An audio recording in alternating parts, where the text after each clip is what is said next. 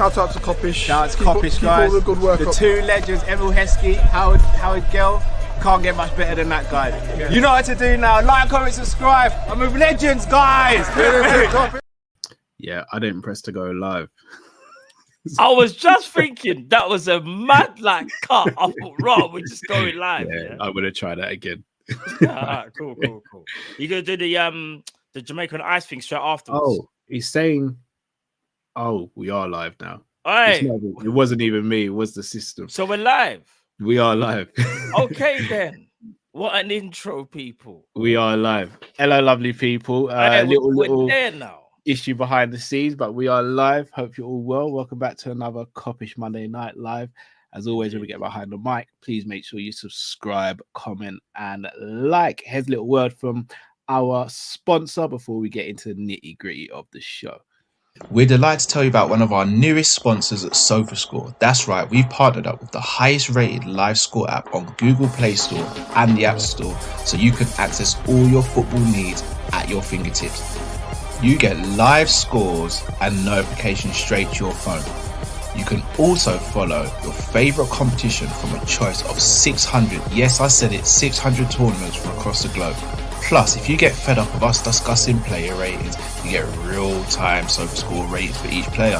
Not to mention heat maps, you can see where players really affecting the game. Shot maps, where they're taking shots from, where's Nunes going to score from next, attack momentum, and a player's average position. Pause. Follow your favorite players and look through the archives at different historical data as well. People, what are you waiting for? Click the link in the description and download the SofaScore app, or use the QR code on the screen that you'll see now, and you'll be entered to a prize draw to win a Liverpool shirt of your choice. Once you download the app, send us a screenshot on social media or to our email, which is teamkopish@gmail.com. Don't delay, download the SofaScore app today.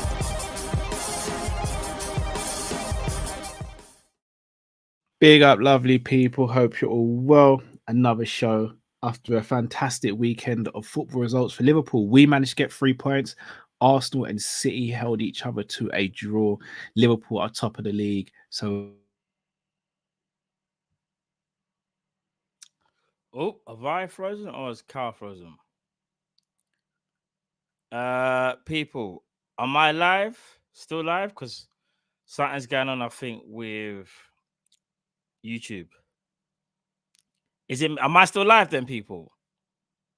Cal, what? Am I not live? Am I live? Oh, Cal's frozen. Okay, cool, got you. All right then. Cal's frozen. Okay, cool. People, I don't know what's going on with YouTube today. Let me not embarrass Cal even more. You get me? It's a takeover, because that's what we're here to do today. Apparently, this was planned. Whether it's planned or not, I don't know, April Fools, but nah, bigger everyone. Someone said screenshot it. Nah, we're not gonna do them thing there. You lot are bad man. But nah, just to go into what Cal was saying, yeah. Obviously, people, we won our game. Wasn't the easiest game, but we won ours, and we got the best result that we could ask for, really, and that's a draw for Arsenal and Man City. So everyone should be kind of gassed right now, because when you deep it, it's back in our hands, right?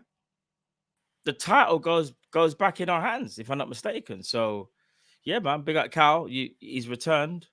You've unfrozen. it wouldn't be a show without. Wouldn't be a show about something mad happening behind the scenes, innit? For real. And then the other topic we're going to be speaking about is the one and only Alexis McAllister. A couple of months ago, a certain man like Matt said he is top 2 centre midfielders in the Premier League. He said it in jest. He said it tongue in cheek. However, we're going to have a real conversation, because he might just be on current form, top 2, maybe even number 1 at the moment. So those are the 2 main topics. Obviously, we'll be speaking to you guys in the comments as well with good points and super chats, etc. Let's get into the first super chat by John. Oh, am I frozen again? Good. No, you're delaying a bit though. You know, let me, just in case of any madness, just for now, I'll run it just in case. But if your thing, yeah, just for mine's now. On the mad. So, how am I now? You're right now, though. You seem like you're right now. Cool. Yeah. All right. Yeah, you can run it now. You should be able to run it. Oh, no, Cool. you're frozen again. No, you're back now. You're back. Cool. John Henry's new yacht says, win at Old Trafford, and I think we win the title. I completely agree with that. M-Tar Mizzy says he can drive the ball forward, he can spray diags. He's a hybrid of the two, not Jarrell. He's Gazelle Van Kwanzaa. Who you rather take in pens at the moment, Mac or Mo? Mac for me. Mac should be our penalty taker. Mac. And Michael Awesome says Amarim or Motta. LFC manager says that David Ornstein. Funny enough, me and Matt were just speaking about this before we went live. I reckon it looks like it's going to be Amarim now. I'll be quite surprised if it's not at this point. Hold on, Motta? Yeah, Thiago Motta.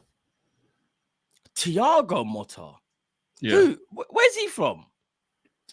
You Remember talk about the ex-Barcelona player? Yeah. No, but where's he managing now? He is at Bologna. Right, that's a left field one for me because I don't think he's been doing linked very well there, though.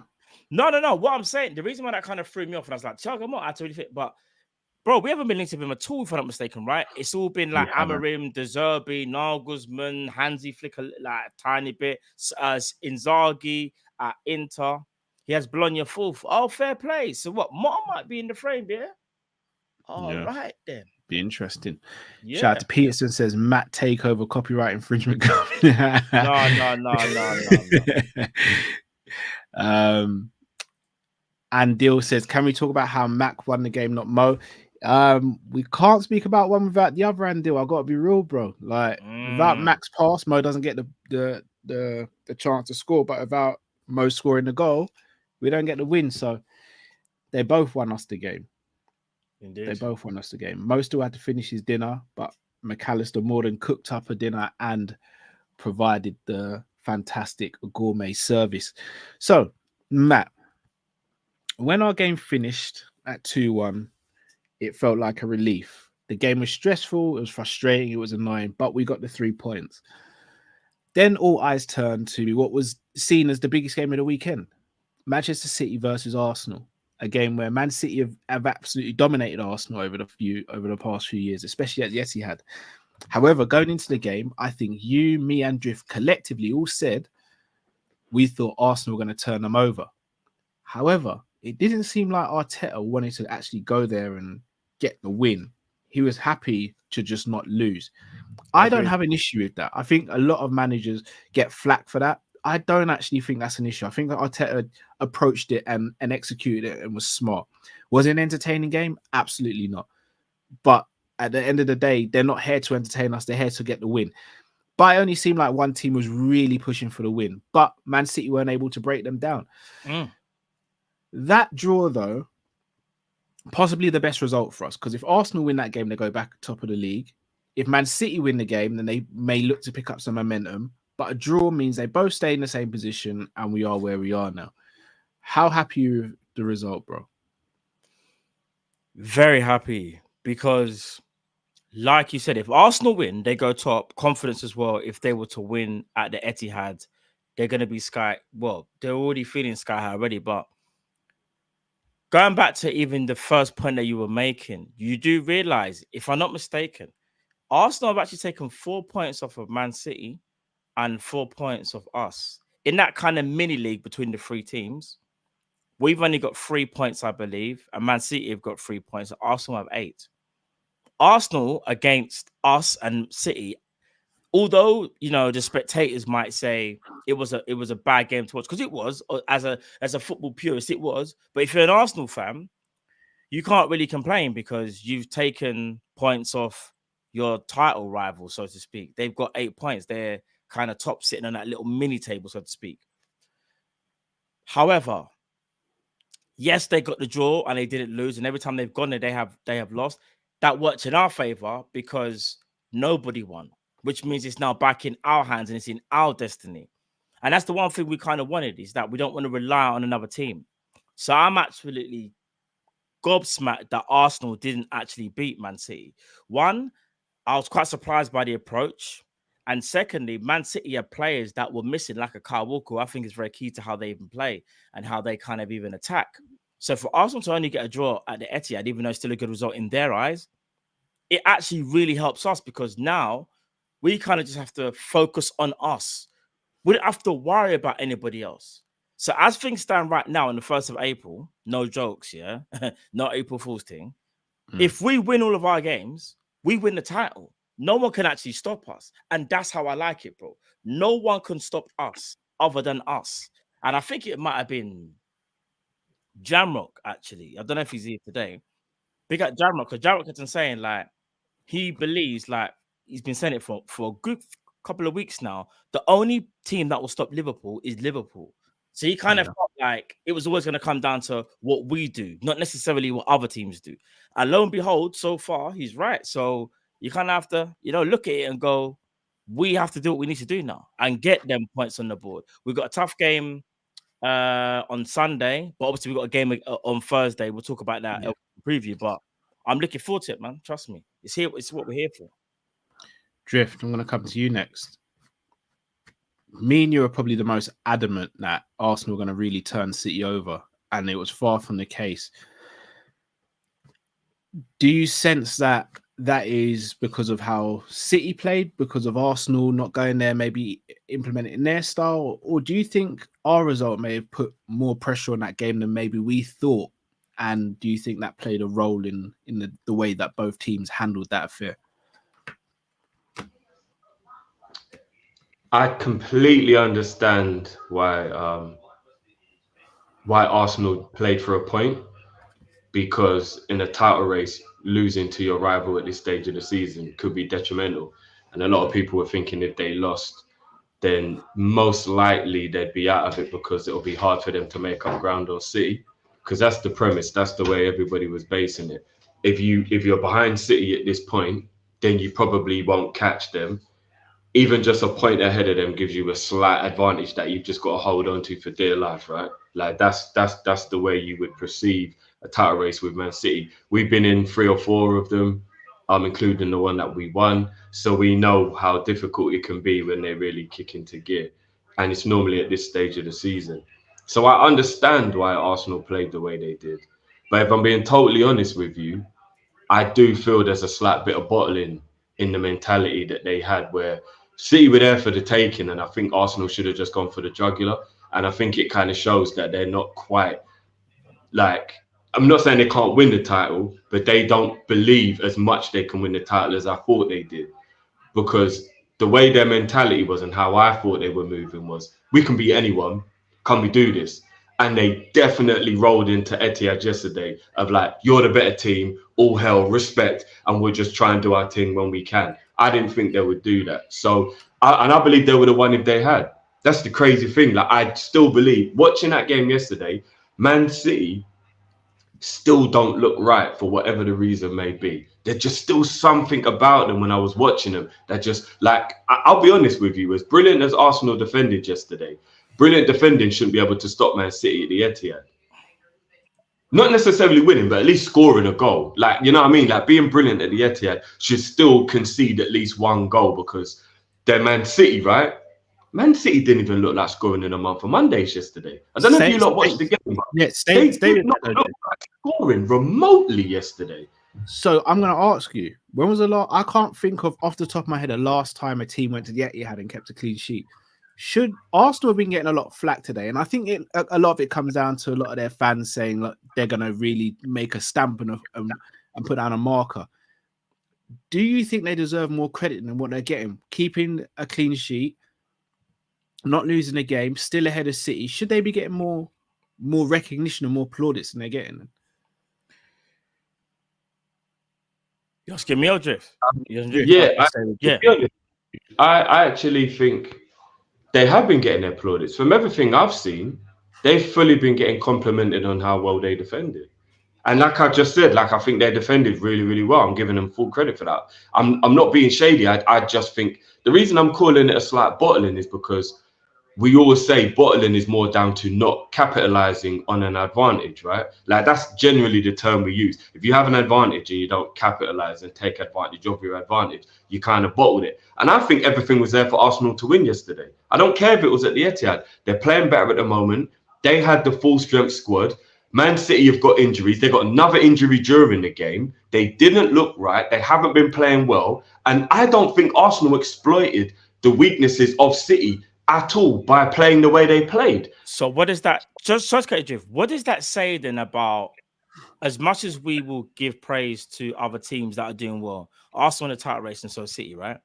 But like you were saying, yeah, the fact that Arsenal didn't take advantage of that situation, what does that say? Because yeah, like they got a point and well done, because like Cal said, not many teams go there and get anything. Obviously, we did as well, but not many teams do anything, right?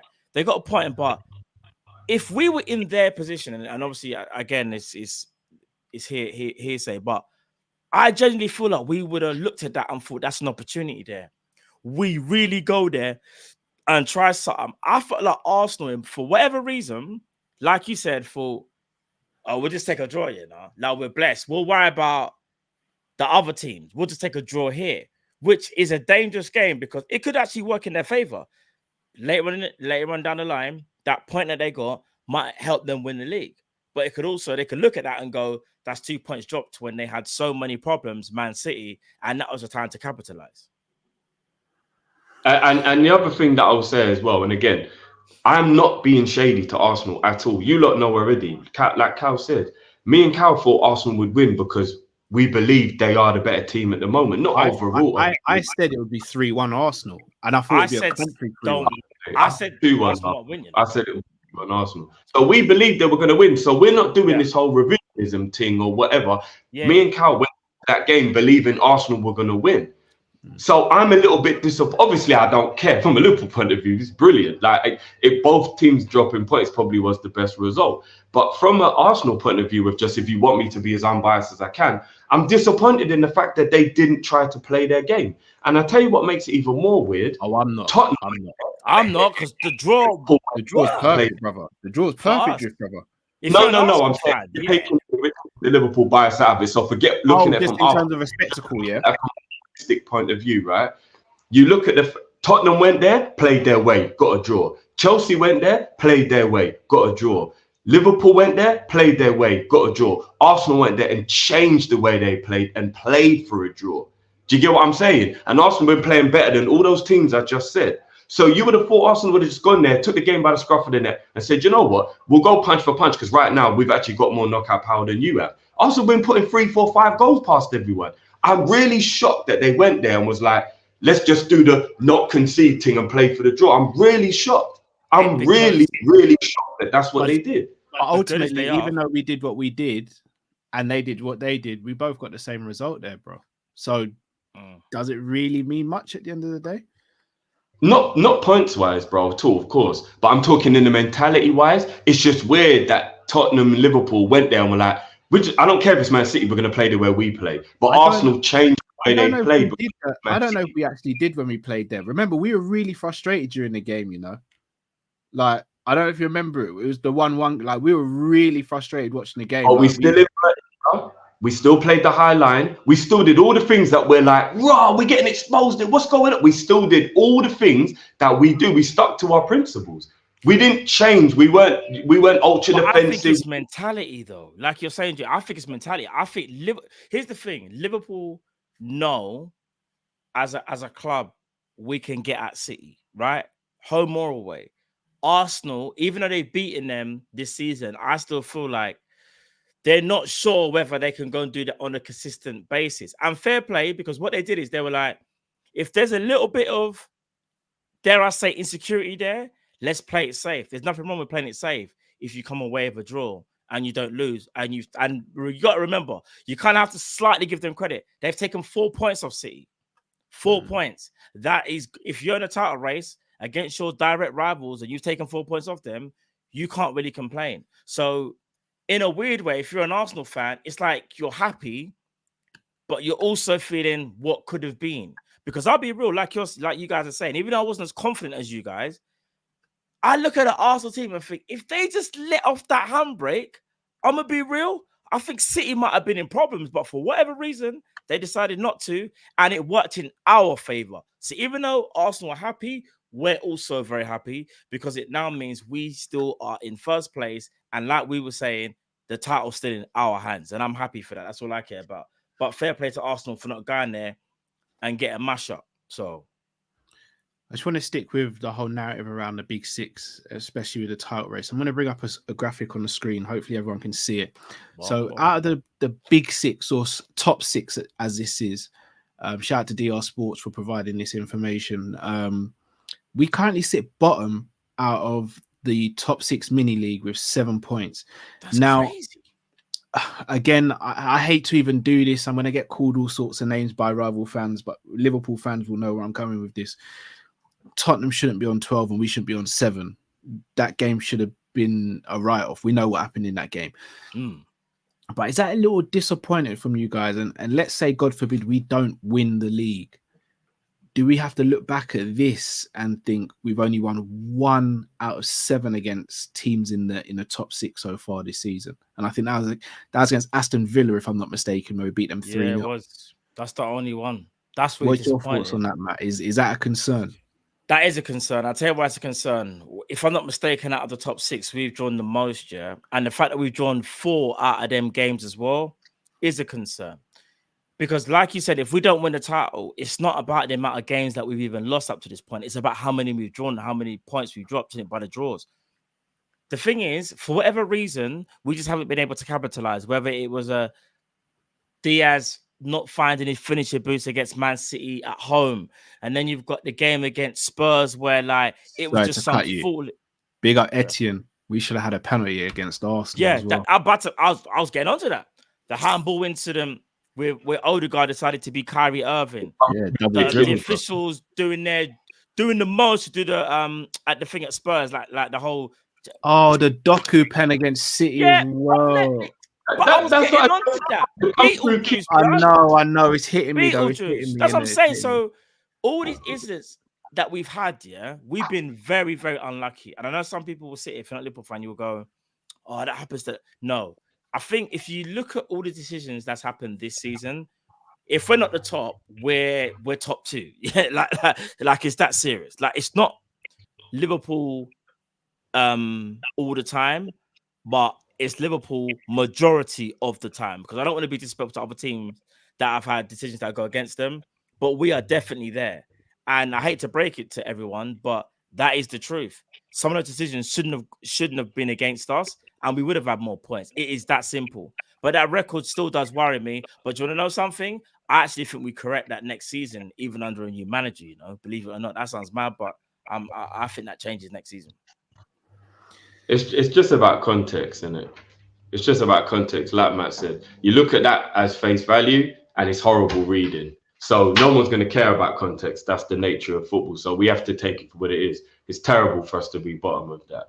But like Matt just said, you add all the context into it and you could probably add 5 points minimum to that if you take penalties against Arsenal, penalties against City, the robbery against Tottenham, just those 3 games even, that could easily be an extra 5-6 points that you could just add to the situation minimum, just looking at those scenarios. And then all of a sudden we're at the top of that table. So yeah, it swings in roundabouts. The Man United one, outside of the post, Trent shot away from that being a different result. Like there's so much to it, innit? Like if we was bottom of that table and we'd been batted up in all those games, I'd be embarrassed. But I remember all those games, and we were the best team in all those games apart from the Arsenal away game. Arsenal away is the only game where we weren't the better team in that terrible run. City away we weren't. I think City away was about 50-50, 60-40 in the most. I remember we were poor in the first half, but I thought we were really good in the second half against City. So they were better overall, though. They were better overall. Yeah. The Spurs game, we got a write-off. We were down to 10 men and then went down to 9 men. Like there was nothing we could have done. We had to sit deep and just defend for our lives in that. But yeah, it's a weird one. And even the Arsenal weren't the worst team. Like when we were clearly the worst team in Arsenal, it was still we gave them the goal. You take away the Van Dijk mistake, and that game probably ends 1-1. That's how crazy football is. If Van Dijk don't make that ass, most uncharacteristic mistake ever, that game probably ends 1-1. So there's so much context to be added, but when you just look at it on paper, it looks terrible. Yeah, very true. Very annoying. Very annoying. Guys, if you haven't already, smash that like button. We have over 1,000 of you in the chat on a bank holiday in the UK, so much appreciated. Big up. Please smash that like. Let's get to 750 likes during the live show, and then 1,000 overall people. I don't think that's asking for too much, considering there's 1,000 of you watching right now. If we can get 1,000 right now, hey ho, that's even better. So please do smash that like button. Helps the channel to grow.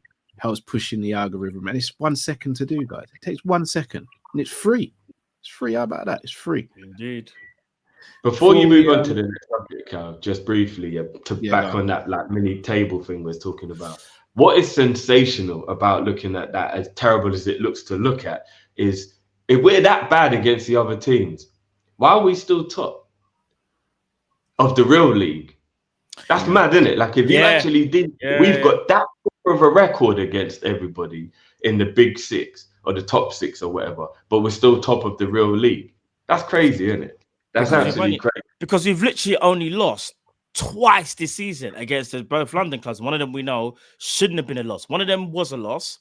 We have to concede that was the Arsenal one, but the Spurs one shouldn't have been one. So you get what I'm trying to say. But other than that, we've done what we needed to do. And the thing is, the reason why I hope we are. Yeah, and do you know why it's even more impressive? I know everyone's had injuries. Everyone goes through injuries. But for some strange reason, we went through a phase where we had about at one point was it 9 people? Like 9. Like we didn't. These had a full 11. Now we're injured at the same time. We had a full 11. Remember, it was Allister, it was Trent, it was Robbo, it was flipping it was Ibu, it was McAllister at one point, it was Soberslai, it was Curtis Jones, it was Salah was away, bro. Just Curtis Jones. I don't know of a team that could do what we have done. I'll be real with you, and you know why? That Chelsea game again, like man had to bring on the youths, bro. The youths, bro. These youths probably were thinking. They're gone. No, go on. I was say these youths were probably thinking like, this season, like if I could get like 2 appearances, that'd be amazing, like bro. Like they're probably all just chatting in there. What's that group? Clark and McConnell and them, man. Just like start of the season, they're like, what do you think?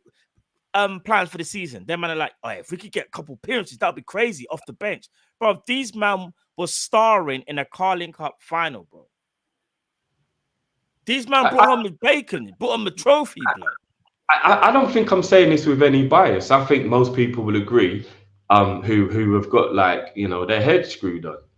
No other team in the league, in my opinion, and it could possibly not even be us if we had to do it all over again. Like maybe it's the magic of what we've done this season. No team deals with 9 first-team players being injured. Facts, they don't, bro.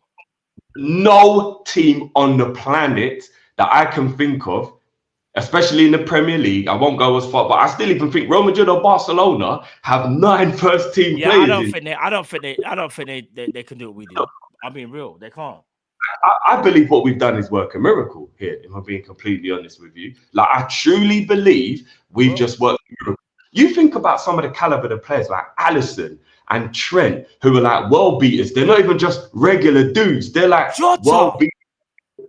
Jota.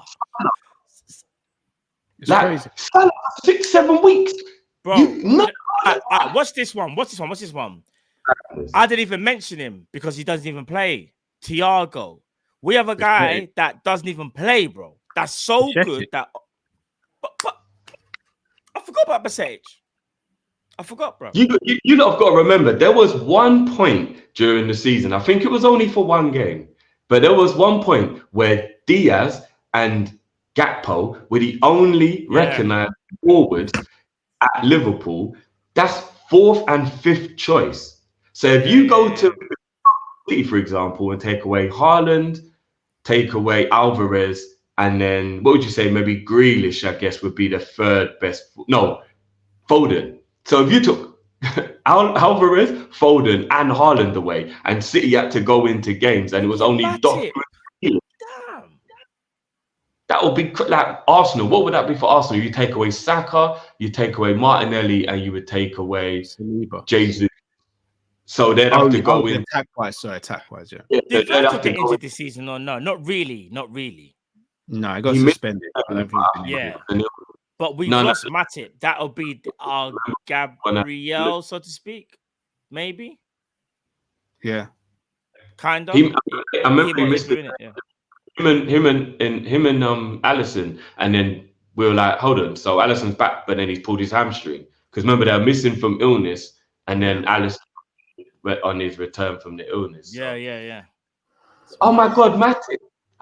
We forgot. Yeah, I said Matip. No, I said Matip. Yeah. Like, he was a starting centre back before he got the injury. He was playing. No, bro. That's how I said Matip. You probably hear me, but yeah. No, this is crazy. This is crazy. Curtis Jones. Oh yeah. No, I said You said Jones. Jones, okay.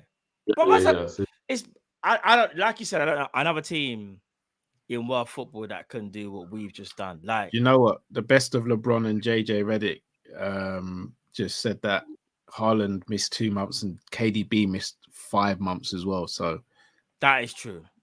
But they were at slightly different times, though. no, they overlapped. It wasn't all at the same. And I mean that's just two. No, they definitely overlapped. But that's the equivalent of losing Thiago and Salah, which we've had to do. Thiago's been up for longer, and Salah around the same time. So it kind of evens out, though. I'd say McAllister and Salah, if I'm going to be honest. Yeah, but we're only saying that now because of this season. But if remember, McAllister only arrived this season, right? But if we would have said, let's say, I know you can't do this, but let's say McAllister weren't here, we're still looking at Thiago as that's the X factor. That's the guy. Yeah. McAllister's had to prove himself to be that guy. But Thiago, really and truly, bro, do you know what it is? We've done what Man City have had to do. We've had to learn how to win without one of our best players. We just had to learn to not. We've had to learn, bro. That's all it is. Yeah. It's one of them ones. I hear you. Before we move on, though, people, we have a new sponsoring board. So sit back, relax, and take this little short video in, people. Hope everyone is feeling airy and blessed. We're over the moon to tell you about our newest sponsor, Jamaica on Ice, the UK's first Caribbean frozen ready meals delivered to your door anywhere in the United Kingdom. How often have you gone to the fridge after a long day and all you see is empty shelves looking back at you? Or you can't be bothered to cook at all? You need Jamaica on Ice in your life. The brainchild of Caribbean culinary chef and food retailer Mark Richards, his premier frozen Caribbean food range, Jamaica on Ice, came from a genuine desire to keep his beloved grandma's diet fresh and lasting. And he's so kind, he wants to share his beautiful food with everyone in the UK. Packed with mouth-watering flavours and cooked in traditional Caribbean style, Jamaica on Ice is quality food, authentic taste, and total convenience all in one serving. These authentic Caribbean meals with no added chemicals or preservatives will warm your soul and make you feel like, say, you're backyard. So whether it's oxtail rice and peas, curry goat and white rice, or Drifty's favourite Akin saltfish, Jamaica on Ice has you covered. All you have to do is add a Magnum, or for me, some apple juice, and you're good to go. With a meal only costing $7.99, not only are you getting great taste, but great value too. But it gets even better. If you use the special discount code Kopish15, you get 15% off your order. Those are some FSG prices right there, if you ask me. So to enjoy the fantastic flavors, click the link in the description or use the QR code on screen. Follow at Jamaica on Ice on Facebook and Instagram for more of their meals. Like, comment, and share. People, Jamaica on Ice. Big up. The comments were killing me, you know.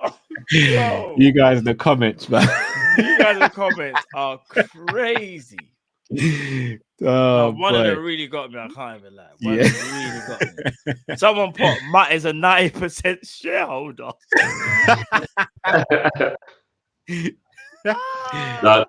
Now the best one is Matt definitely hooked up this sponsor. Yeah, bro, you are the worst.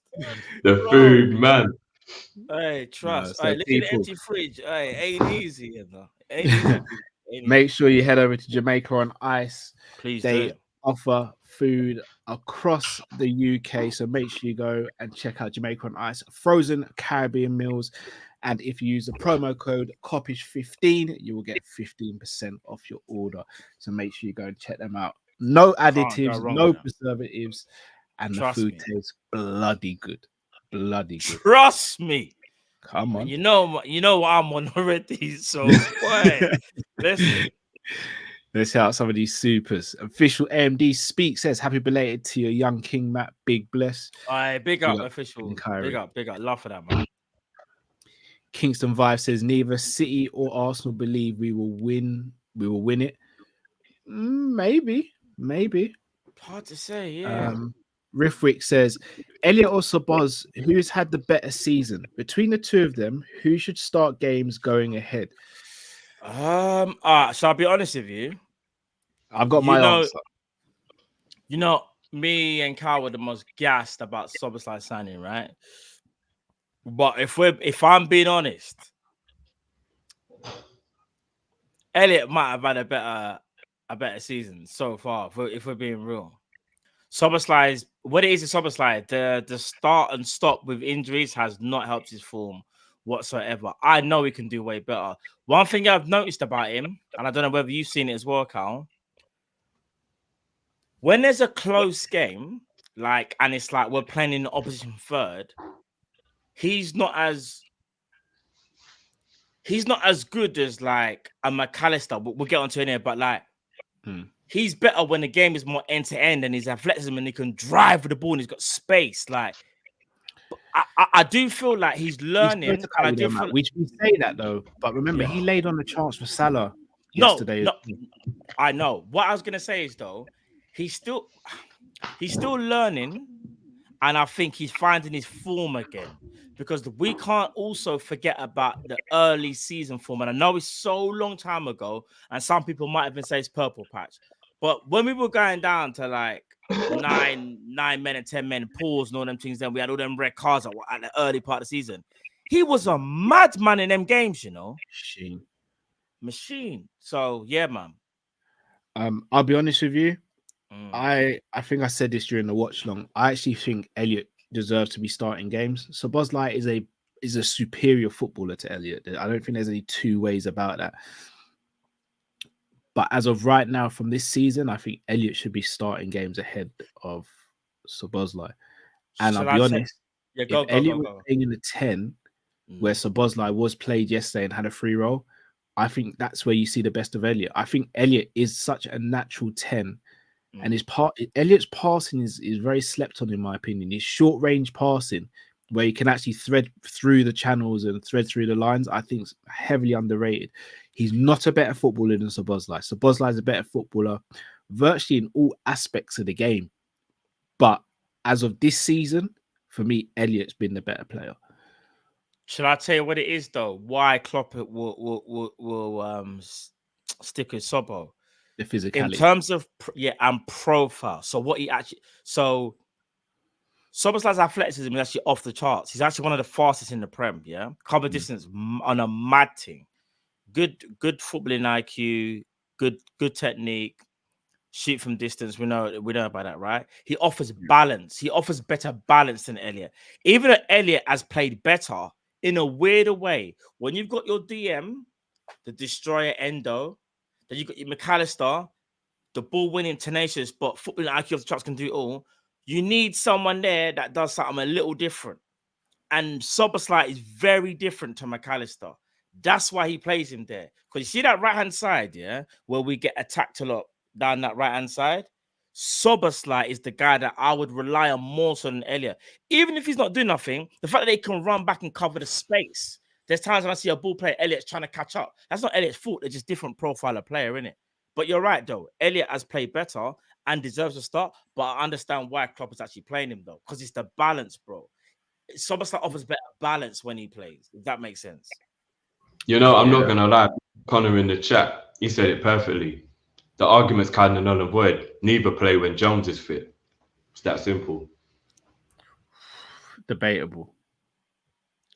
I've got a theory to that, you know, because I'll be Curtis Jones and McAllister will cook so much when they get to play. I slightly differ. It's Slightly debatable because we only seen Jones with McAllister in the 6. We haven't seen Jones play with McAllister It's in the gonna 8. sound crazy on And that they both right hand play side. left-hand side.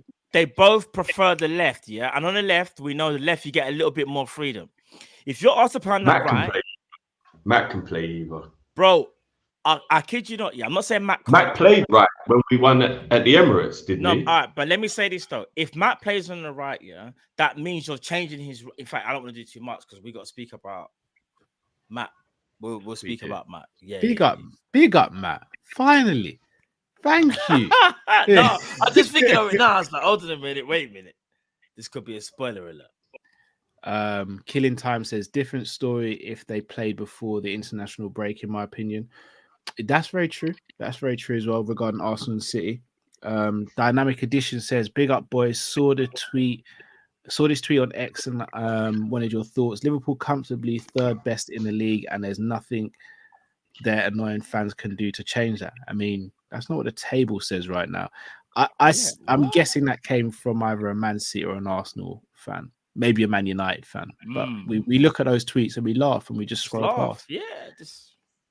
Yeah, Kadir says, I'm back. Big up, brothers. We're going to win the league. Big up yourself, Kadir. Big up yourself, man. Yeah, it's been a minute. Herb, man, back in the building says, big up the Kopish crew and also maximum respect to Ty for appreciating the memberships. Just trying to do my part to help the Kopish community grow. Big up yourself. Big up, Herb, man. You've done more than enough, brother. Trust me. Big up. Lit Vibe says, Kanate letting us down. I will sell him. Not gonna lie, that must be a troll. That's a troll, bro. That must be a troll. He's just joking to get. Yeah. I'm not gonna react to that. There's no need to react. Inside you are though. No. You know the Arthur meme. It was too obvious. That it's too bait. Yeah, it was too bait. Yeah. Teke says, I get scared when Cal is quiet. No, I was just concentrating on something offline. I was engaged. Don't worry, nothing crazy. Troy M says, Matt picked this sponsor for sure. You lot are the worst, you know. Mario says Salah only 3rd league game since Newcastle. Very true as well. Yeah. Troy M says, heard Matt was supposed to be the voiceover for the new sponsor, but all you can hear was mouth smacking, finger licking, and several random mirrors in the audio. You lot are so disrespectful, you know. Listen, focus on my acting, not about, you know what I'm saying? You lot are taking the piss, bro. Do you know what? I was going to speak about McAllister next. Salah. Let's speak on Salah because during the game, I said it was probably one of the worst games I've seen Salah play in a while. And I stand by that. I think he was poor on the day. Got the winning goal, and it's why we love him. But then you got I wouldn't even say large, you got some members of the fan base saying, look, he's showing signs of decline. Like, this isn't good. And we even had this discussion as well, Jeff. We said, if it weren't Salah, if his name weren't Mohamed Salah, he wouldn't still be on the pitch. Is that fair? Is that right? Now, granted, he got the winner, so it makes the argument even more difficult. But when you've got a player who's missing chances like that, how detrimental do you think it could be potentially, Matt? Especially with the run into the rest of the season now. I think it's a bit unfair because, like we've been saying, Salah's been out for a while. He's had the injury. Again, it was mainly his finishing that was atrocious. Don't get me wrong, there was a few decisions actually. If I'm being honest, he could have squared it. I think to Nunes. And twice. So you could say his finishing was shocking, and he had 2 decisions that, in my opinion, were terrible, right? But this is Mohamed Salah. Like, this is not normal for him to have something like that happen to him all the time. The reason why I feel like it's a bit much to start saying the decline and them things there now is because one, he still scored. He might not have even scored. If he didn't score, that's a different conversation. Because remember, he still buried his chance, right? And in my opinion, he was still involved in the game, like he was hiding. It's just that things were happening for him. The reason why I look at another person and think, come on, man, we can't be doing too much here. All right, here's No. another person. We're not going to speak about others yet. We're not going to do that yet. We're not going to do that yet. Drift, I'm going to come to you now. I personally think Salah is among not just our fan base, but the whole Premier League, one of the most underappreciated and disrespected players. I think Mo Salah is currently 3 GA away from hitting 300 GA for Liverpool since he's come to the club, which averages out, I think, about 43 GA per year since he's been here. All right, it's going to sound really harsh.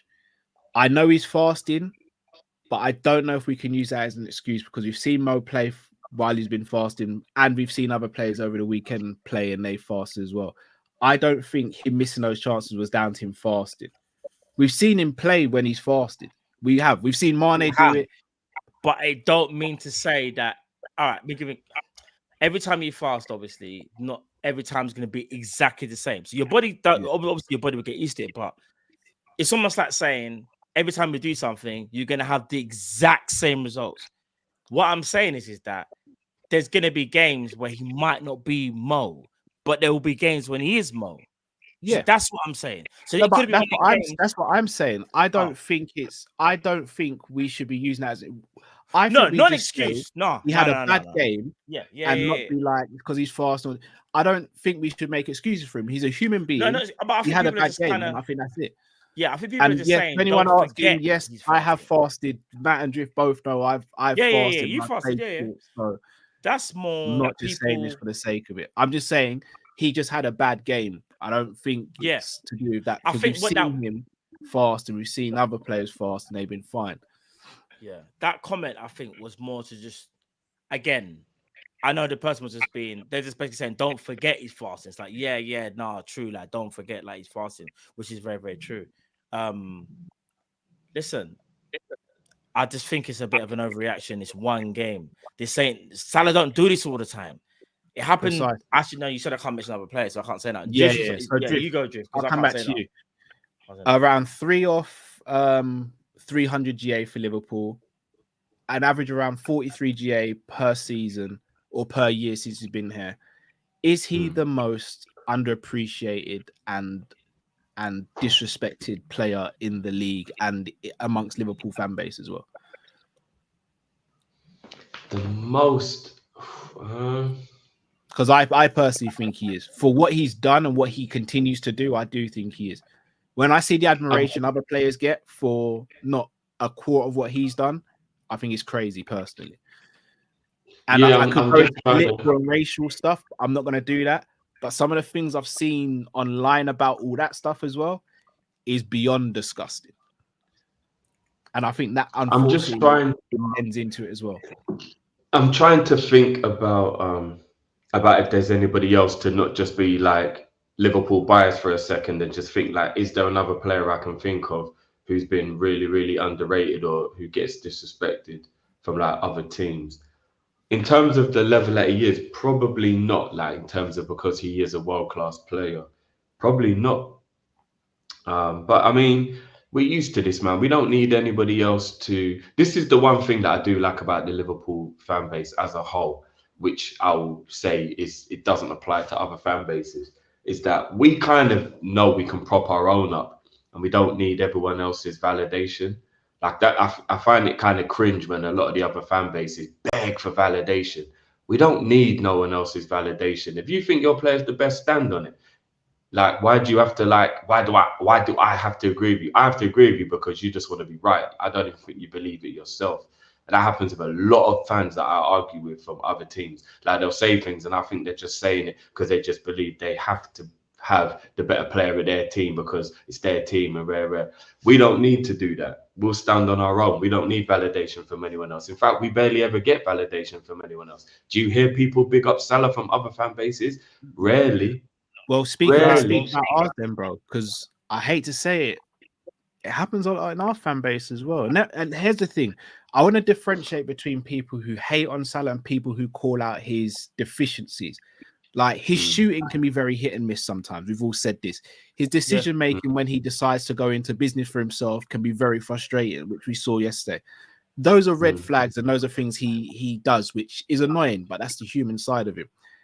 Outside of that, it feels like there's an overly glaring, and not again from the majority, from some sections of the fan base, where no matter what he does, it's like, oh well, he's still not that guy, and I find that weird. I don't know if it's just me, and I want to reiterate, it's not the majority. It's not the majority. Yeah, of course. Do you know what it is? I can tell you what I think it is. I don't know if it's a fact. It's just what I think it is. And maybe Matt will back me up on this because Matt's a tech man. It's a little bit harder to give somebody the praise that you want to give them or you're forced to give them when they're not as pretty on the eye. So, for example, look in our team as an example. I think Curtis Jones is arguably one of the most naturally gifted players in our team. And when he plays, I think Jones. I think he's more naturally born with the skill, whereas I think maybe a few other players probably worked on their craft and became better. Like, Jones seems to me like a kid who was 5 years old and was already juggling the ball and stuff. Do you get what I mean? Like, he just seems like he had that kind of like natural skill. So it's cut you, Drip. Tory's right here. But our fan base really rate Nunes, and Nunes isn't the prettiest on the eye. But they only rate Nunes for his chaos. They don't rate him for his technical ability. Like, you never hear them say, like, I've got to argue with people telling them he has got the ability to hold the ball up and he can pass and stuff. Some of them don't even see that. They just see the chaos. They just like the aggression and the running. Do you get what I mean? Like, there's not many people who, and I have a lot of disagreements with people when I say he's a lot better technically than you think he is. Like, I don't think people realize that it's a bit of a myth Nunes doesn't have a good touch. It's nowhere near like an Ibrahimovic or something like that. But it's a bit of a myth that he's got a terrible touch. Every night, even Mane now and again would have a touch that would be like, oh, Mane, what are you doing there, bro? But it didn't mean he didn't have a good touch. Like, I think Nunes is kind of like downplayed. But anyway, to just cut a long story short, I think that because Salah's not as pretty on the eye when he's playing as like Messi and players like that, then he won't get put about like Kevin De Bruyne. Let's be honest, he looks better on the ball, isn't it? Like, he's silkier, he looks prettier when he's running with the ball and doing his crosses and his cutbacks and stuff like that. So people just automatically go, yeah, Kevin De Bruyne is better than Salah, because on the eye they like watching him play more. They think he looks better on the eye. But I don't think he's a better footballer than Salah. I know they're different, but I'm just trying to give you an example. Who else is there? Like in another, like Grealish. Grealish is good on the ball, right? So, and he looks pretty on the ball and stuff. So a lot of people used to say that it was better than Maddison. I think it's just because he looked like he was better. I think Maddison is more productive. He's the overall. He's going to contribute more. Football as well, though. Maddison plays ball, man. He's pretty on the more in that kind of. I think Maddison does it more in that direct, aggressive way, whereas Grealish is just beautiful. Like, you know, he'll just get it, he'll touch, he'll take the piss, he'll hold you. I'm talking. Let's talk about. Bro. That's Maddie, bro. You always compared him to Coutinho in terms of his movement. Maddie's got that. Maddie is that guy. The dropping of the shoulder and the dribbling at people, like that directness. But I would still say Grealish looks more naturally like a footballer than Maddison.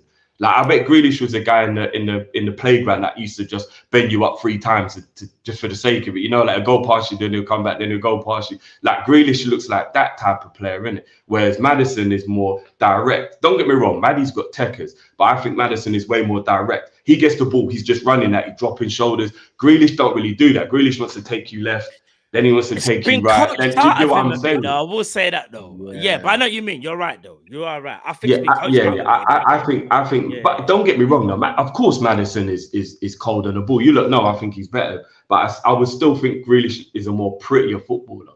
So it's just one of them ones. Like, as physically, like, he looks more. Yeah.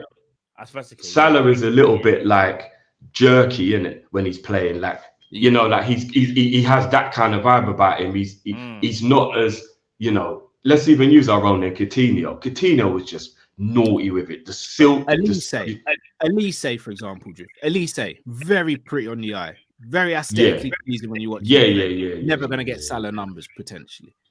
As a 2024, you already know. So like that's a great example. Like it's one of those kind of things, and I think that's why people downplay Salah a bit. But look, at the end of the day, what we need to realize, and I'm going to be honest with you lot as well, Salah is slightly declining. He's a 32-year-old winger. This is natural. Even Messi at 32 was slowing down a bit. It's going to happen, but it doesn't mean he's done, he's over, he's anything like that. Has Salah lost a yard of pace? Yes. Yes, we've just got to be honest. He's not as quick as he was 2 or 3 years ago. I know, Drift. I think he just changed his game. But, bro, he's changed his game because he's aging. That's the smartness, which is what I was going to say. It doesn't matter, though, because he's so intelligent. Do you guys remember we had a conversation about 5 years ago? You lot might not even remember it. It was right fresh Kop-Ish days. And I used to say to you lot, I actually think Salah will be a perfect 10 when he gets old. Yeah. And we had a little bit of a back and forth on it. Do you lot remember? Yeah. I remember. Trust me, that's where we play Mo next season onwards. Don't have him on the wing having to do all this running and coming back to help and all this stuff.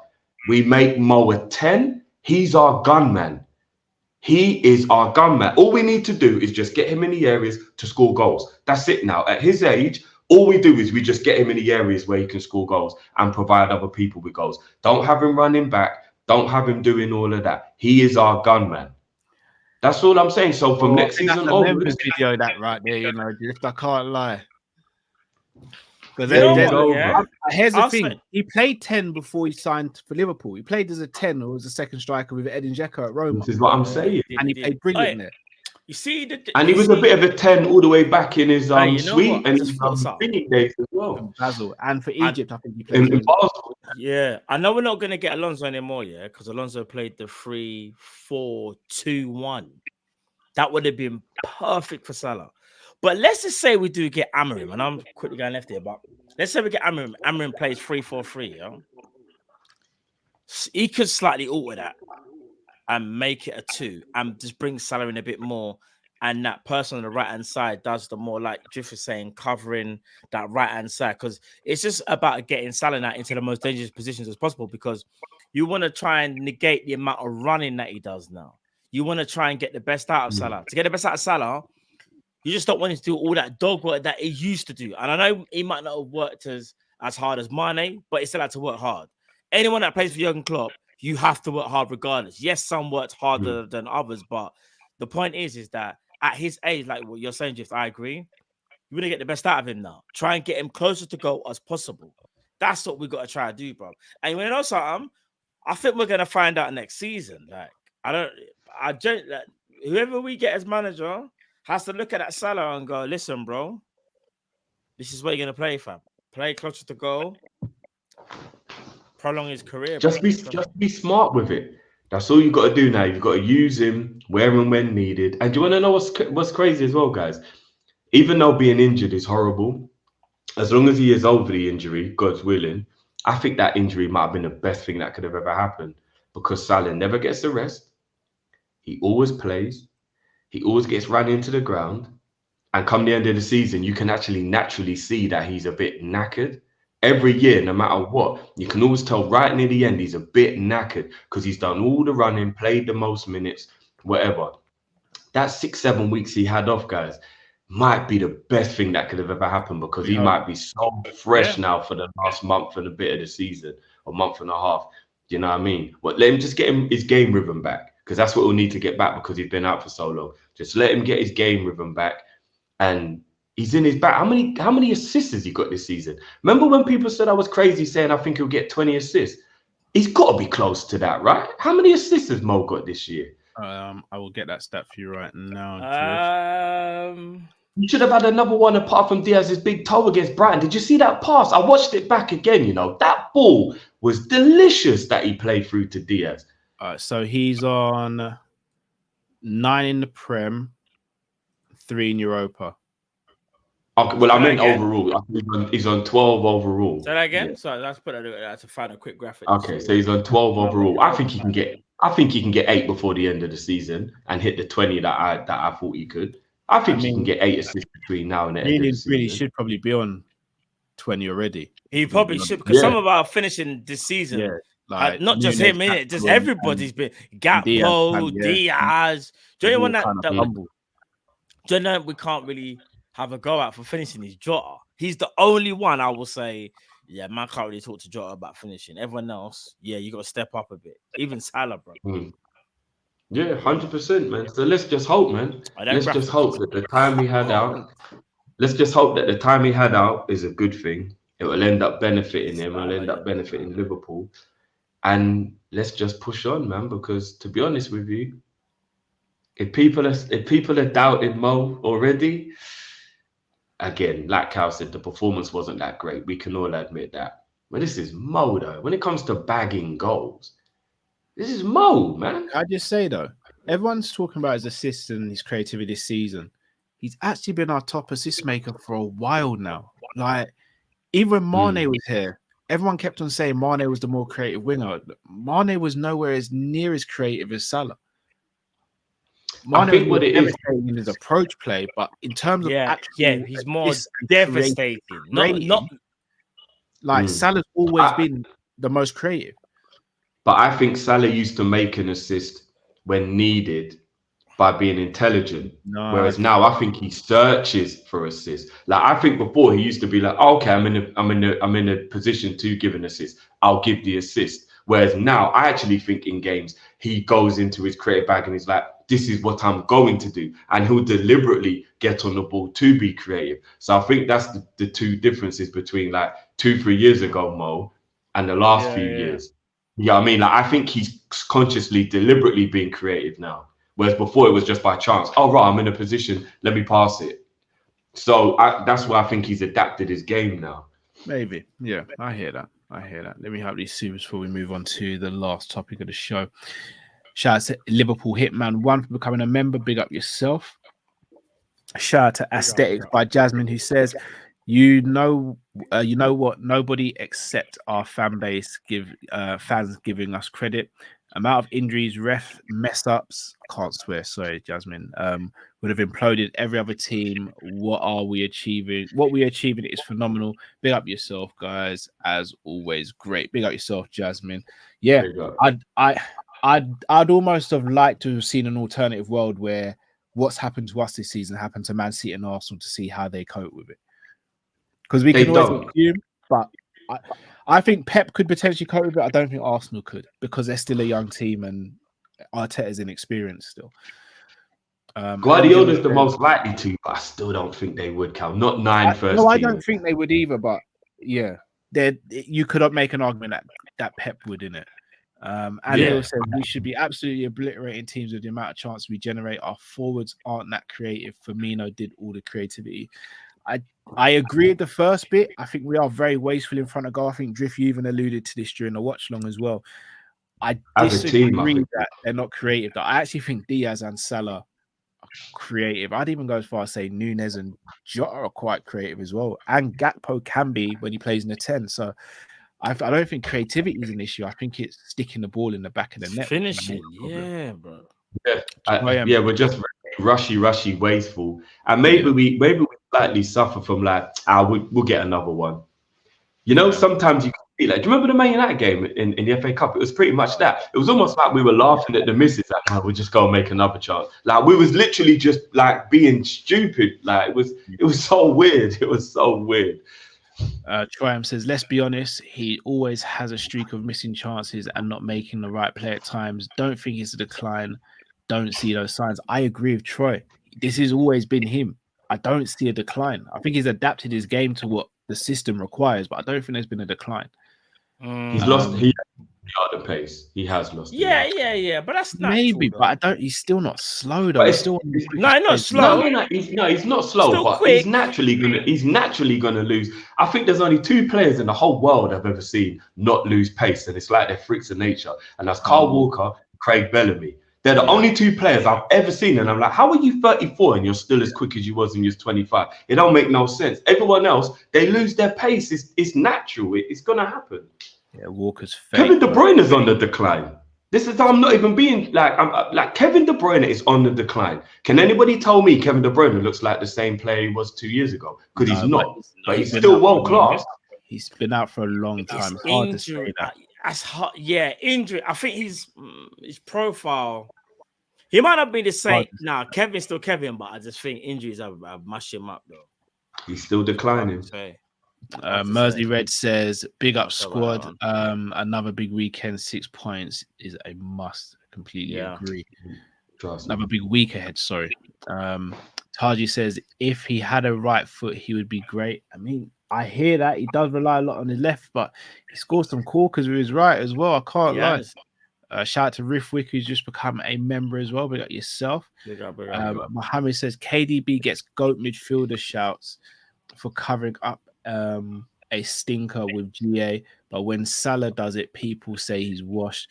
Not great on the eye, in my opinion, either. KDB for me is great on the eye, but I do agree with that as well.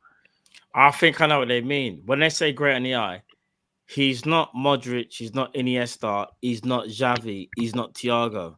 None of them players I mentioned are worse on the eye than KDB. Yeah, I get what you mean in that regard. I hear that. I'll be honest. If you aesthetically, I would even say, who's another person?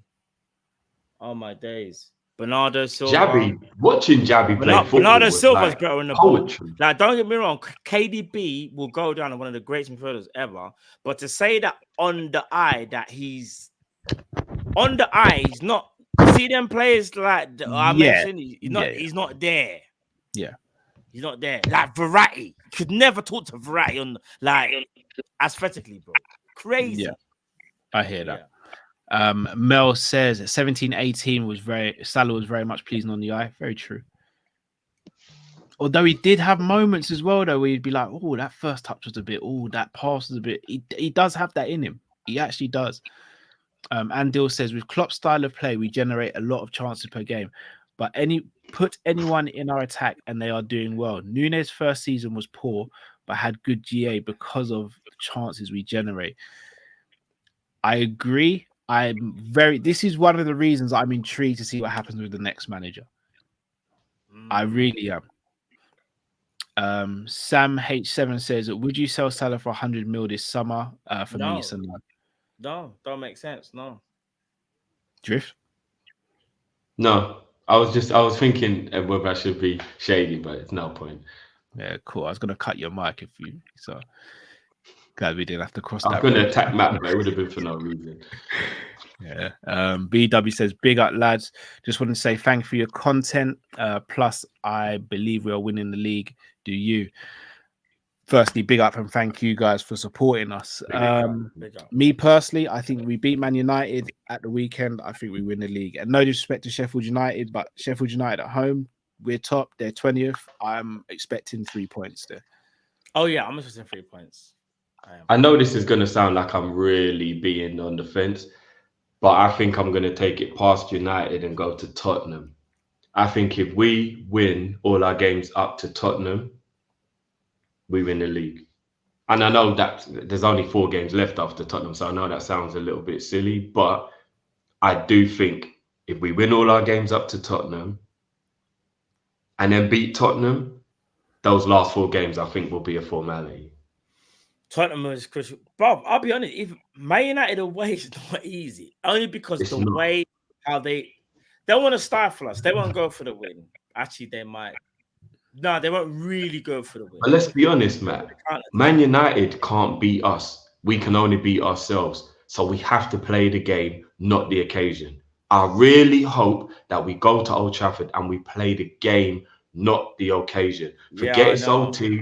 Forget their names, Man United. Forget all that. The team that's on the pitch can't talk to us even remotely if we just turn up. And that's going to be the frustration if we don't win that game. They can't talk to us at all if we just turn up. I pray we play the game and not the occasion. I pray. Like, it's just, that's all I hope for, man. If the players that are playing now stay healthy, we'll beat them. Because remember, we played Man United in the FA Cup. We should have beat them anyway, but players will come back from injury. Salah, Soboslai, and whatnot. So I'd like to think that we should beat them. You know what I'm saying? And I think a lot depends on injuries as well. Because I'll be honest with you, if I would never ever wish an injury on anybody. Me and Cal talk about this all the time. Like, I'll never just be like, hope he gets injured. Like, I'd never, like, I don't like doing that because he's a person at the end of the day. And people forget injuries mean you're hurt. Like, it's not just you don't play. Like, people forget when you got an injury, you're hurt. If you break your leg, you know how much pain you're in. Yeah. But let's just say, for example, between now and like the 5th game, so in the next 4 games time, Arsenal lost Saliba and Rice, or Rice and Odegaard, like as an example, for like 3 or 4 weeks, like a prolonged period. Immediately I'd be like, well, they're out the title race. Because I know those type of players missing from Arsenal will be detrimental to their key battles in the big games.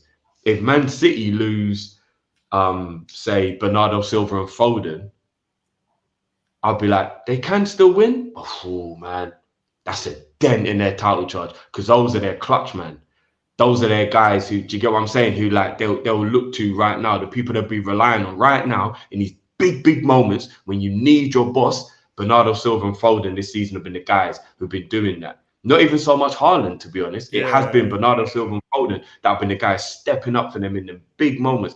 Rodri, obviously, but so, or even Rodri. Let's say Foden and Rodri got injured. Like if they was out for like 3-4 weeks, all of a sudden I changed my tune on that. So there's so much to go into what could happen as well.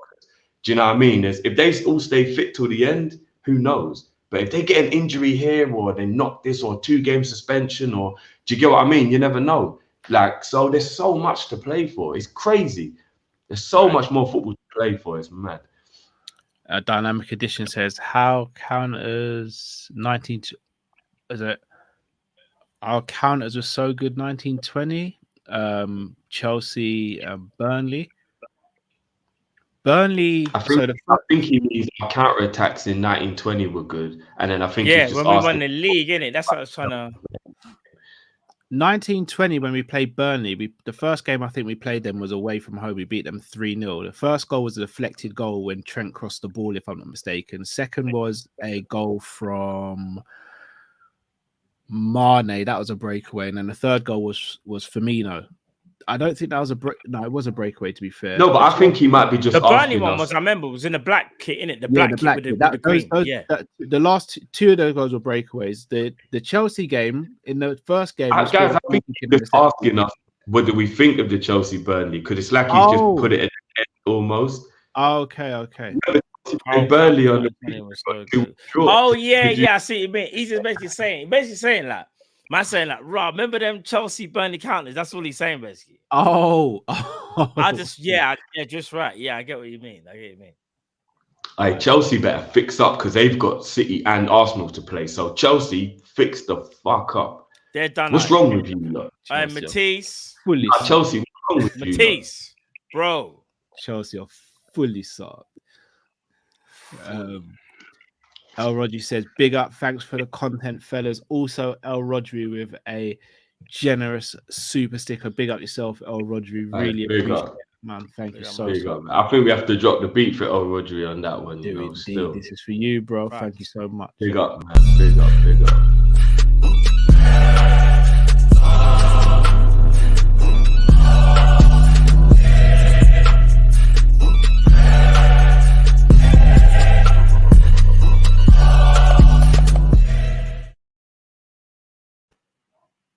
AD just said Cal's the cloud, you know.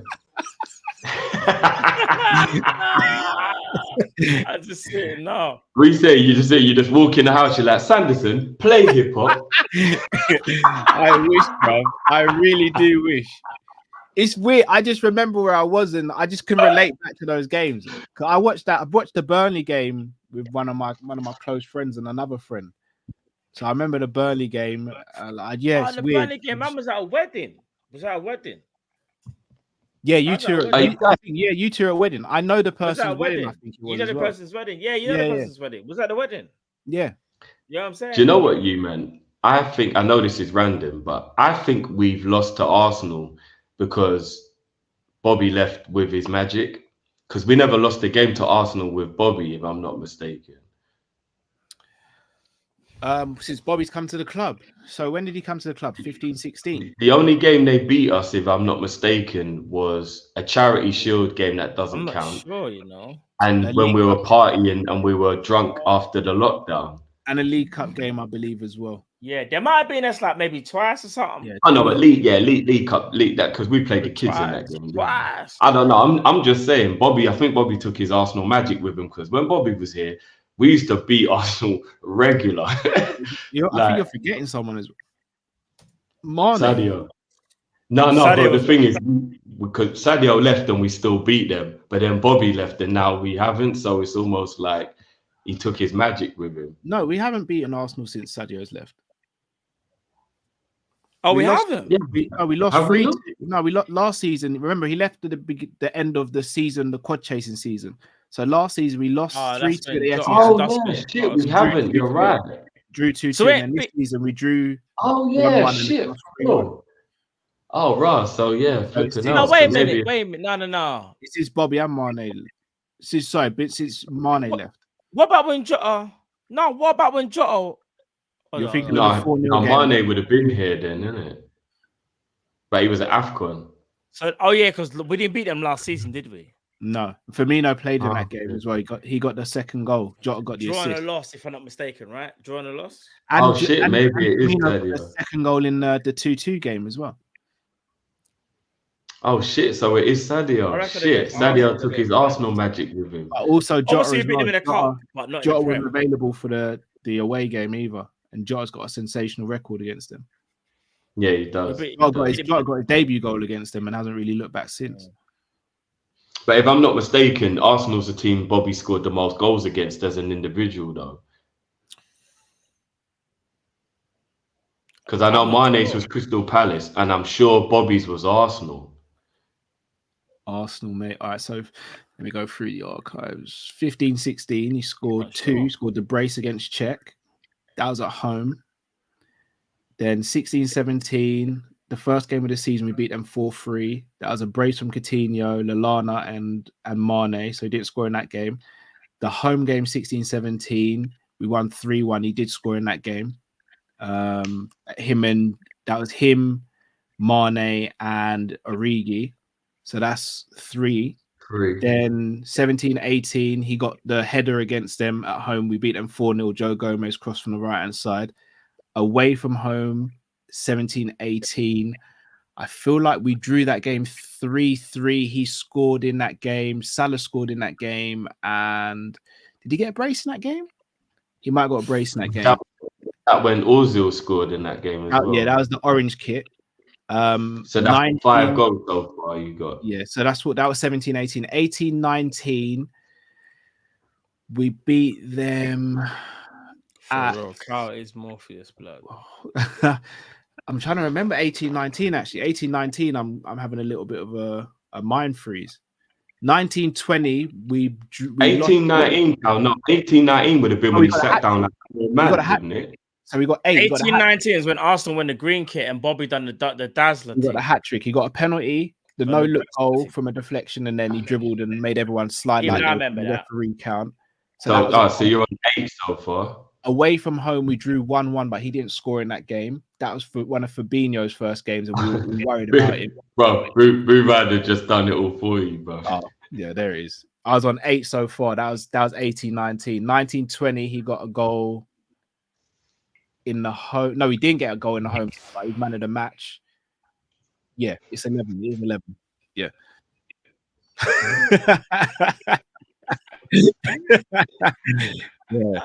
Yo. Yeah, so Bobby, you know what? So I think Bobby might have been the team Bobby scored the most against, like as an individual team. It might be. I think so.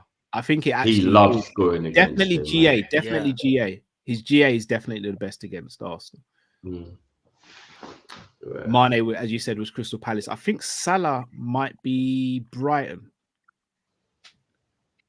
Yes. Yeah, it's Brighton. But most goals you scored against? Most goals the team he's and most GA, I think. An individual, yeah. He's got 13 goals against Brighton. Are you sure it's Brighton, fam? I'm almost certain. For the weekend, and they put a thing up saying the team Salah scored the most against, and then he scored. I don't know. I thought United. No, he scored quite a few braces against Brighton. I thought it was United. Fair play. I don't think it is Man United. I want to check, you know. Man United's up there, but it's... I could have sworn they just put a stat up at the weekend and said it was Brighton. I'm sure they said it was Brighton who scored the most goals against. Prem team. Oh no. Mohamed's saying Brighton and United was the same, but now he scored past Brighton. It's gone above. Yeah, so he scored more goals against Brighton. Yeah. It's weird because he didn't score He didn't score against Man United, I think, until the 1920 season. Yeah, the year we won the league. That was the first time he scored past Man U. Since then, he's just taken liberties with them. Yeah, he really took it personal. Have a lot of goals against. Yeah, he really took it personal. Right. People, if you haven't already, smash that like button. Subscribe if you're new to the channel as well. Right.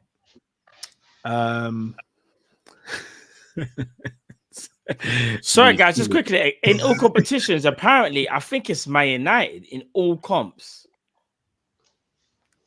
Oh, okay. Not Prem, though. In all comps, maybe, yeah, because you got a brace in the FA Cup against them. See, I knew I got something right there. It was Man United. But that's all comps, though. If it's Prem, I don't know what it is for Prem. I'll be honest, Stevie might actually have a better memory than me. I can't even lie. That boy is scary. He'll bring up stuff that I didn't remember myself and just come out of it. He's scary. Yeah, we've all made that mistake where your mum calls you and says, "Can you take the meat out of the fridge?" Bro. Bro, you see, when the key goes in the door, it's like the memory just jogs and you're just like, I'm done. I'm done. Because if I take this out now, I can't even blag it. You know what? So I tried to do once. I tried to do that on a quick one. I just ran out of the tap for long. Just frozen solid, bro. Oh, that feeling there. Or when you don't soak the peas. Remember when you had the packet peas, you didn't soak the peas. Oh, geez. Oh, I never got asked to do that still. Oh, I did, brother. I remember there's two instances. One where I didn't put them on to soak, and once where I fell asleep with it on the stove. Oh, no. Oh. Yeah, it's curtains for you, bro. It took me about an hour to scrape the peas off the bottom of the pot, you know. It was a mazza. Absolute mazza. I tell you who don't fumble the bag and make mistakes, though, and that is man like Alexis McAllister. We signed this player for 35 mil. He's a World Cup winner, and he is currently Liverpool's most prolific centre midfielder this season so far. Boys, his impact has been nothing short of amazing. He was forced to play in the number 6 position, which is, like, looking back, crazy. At the time, I remember a lot of people saying, no, we need to play him in the 6. I was one of those saying play him in the 8. I remember I got cussed out, not by you two. I got cussed out and was told, like, this is the way Klopp wants to play with a more advanced number 6. Lo and behold, Endo comes in. McAllister advances a bit more. In fact, I'll give him his credit, actually. The 3 games before he moved to the 8 position, if I'm not mistaken, he might have been man of the match in those three games and recorded record performances in terms of duels won, etc. But when he moved to 8, he was cooking in the 6, bro. We've seen a revelation that we haven't seen for a while. Oh, G knows. Sorry to cut you. G, it stenches the house out. I opened every window, the back door. It was mad. It was mad. This is a mess, bro. I was in trouble for a whole week. For a whole week, I was in trouble. Alexis McAllister's impact. Is this the greatest first season we've seen from a Premiership midfielder for Liverpool in the Premier League era from a new signing at Liverpool? Drift, I'll go to you first. I'll phrase the question again. Is this the best we've seen a centre midfielder come to Liverpool in their first season in the Premier era? Yeah, most likely. I'm just thinking about a few other ones. Like, we can't forget about the other McAllister. He balled out in his first season when he came to Liverpool at like 45 years old. Shout out to Mental Wealth Seminar, says Mascherano is another one. Yeah, Mash. Shabby I'm not even gonna like Genie's first. That man there, you know. Genie was one of the reasons why we got Champions League. There's been a few, but like he's right up there, up there. Like it just goes without saying. Like I know nobody ever doubted whether McAllister was good. I'm never gonna act like anybody pushed back when I was saying that I wanted him. Like they were trying to say like he wasn't a good player. Like everybody kind of was like, no, I see where you're going.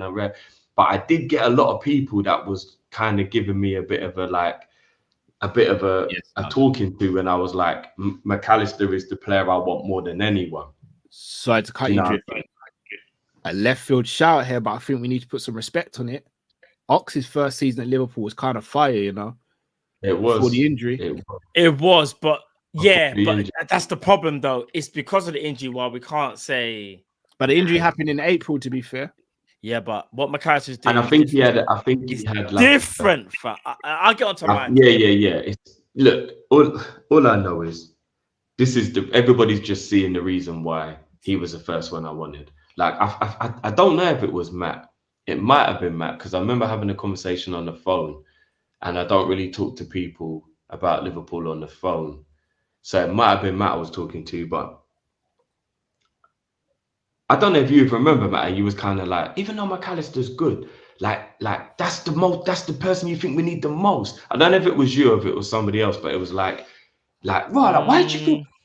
So what are you telling me? If there was only one signing that you could make this summer, McAllister would be it. And I was like, yes, if Liverpool could only make one signing this summer, it will be McAllister.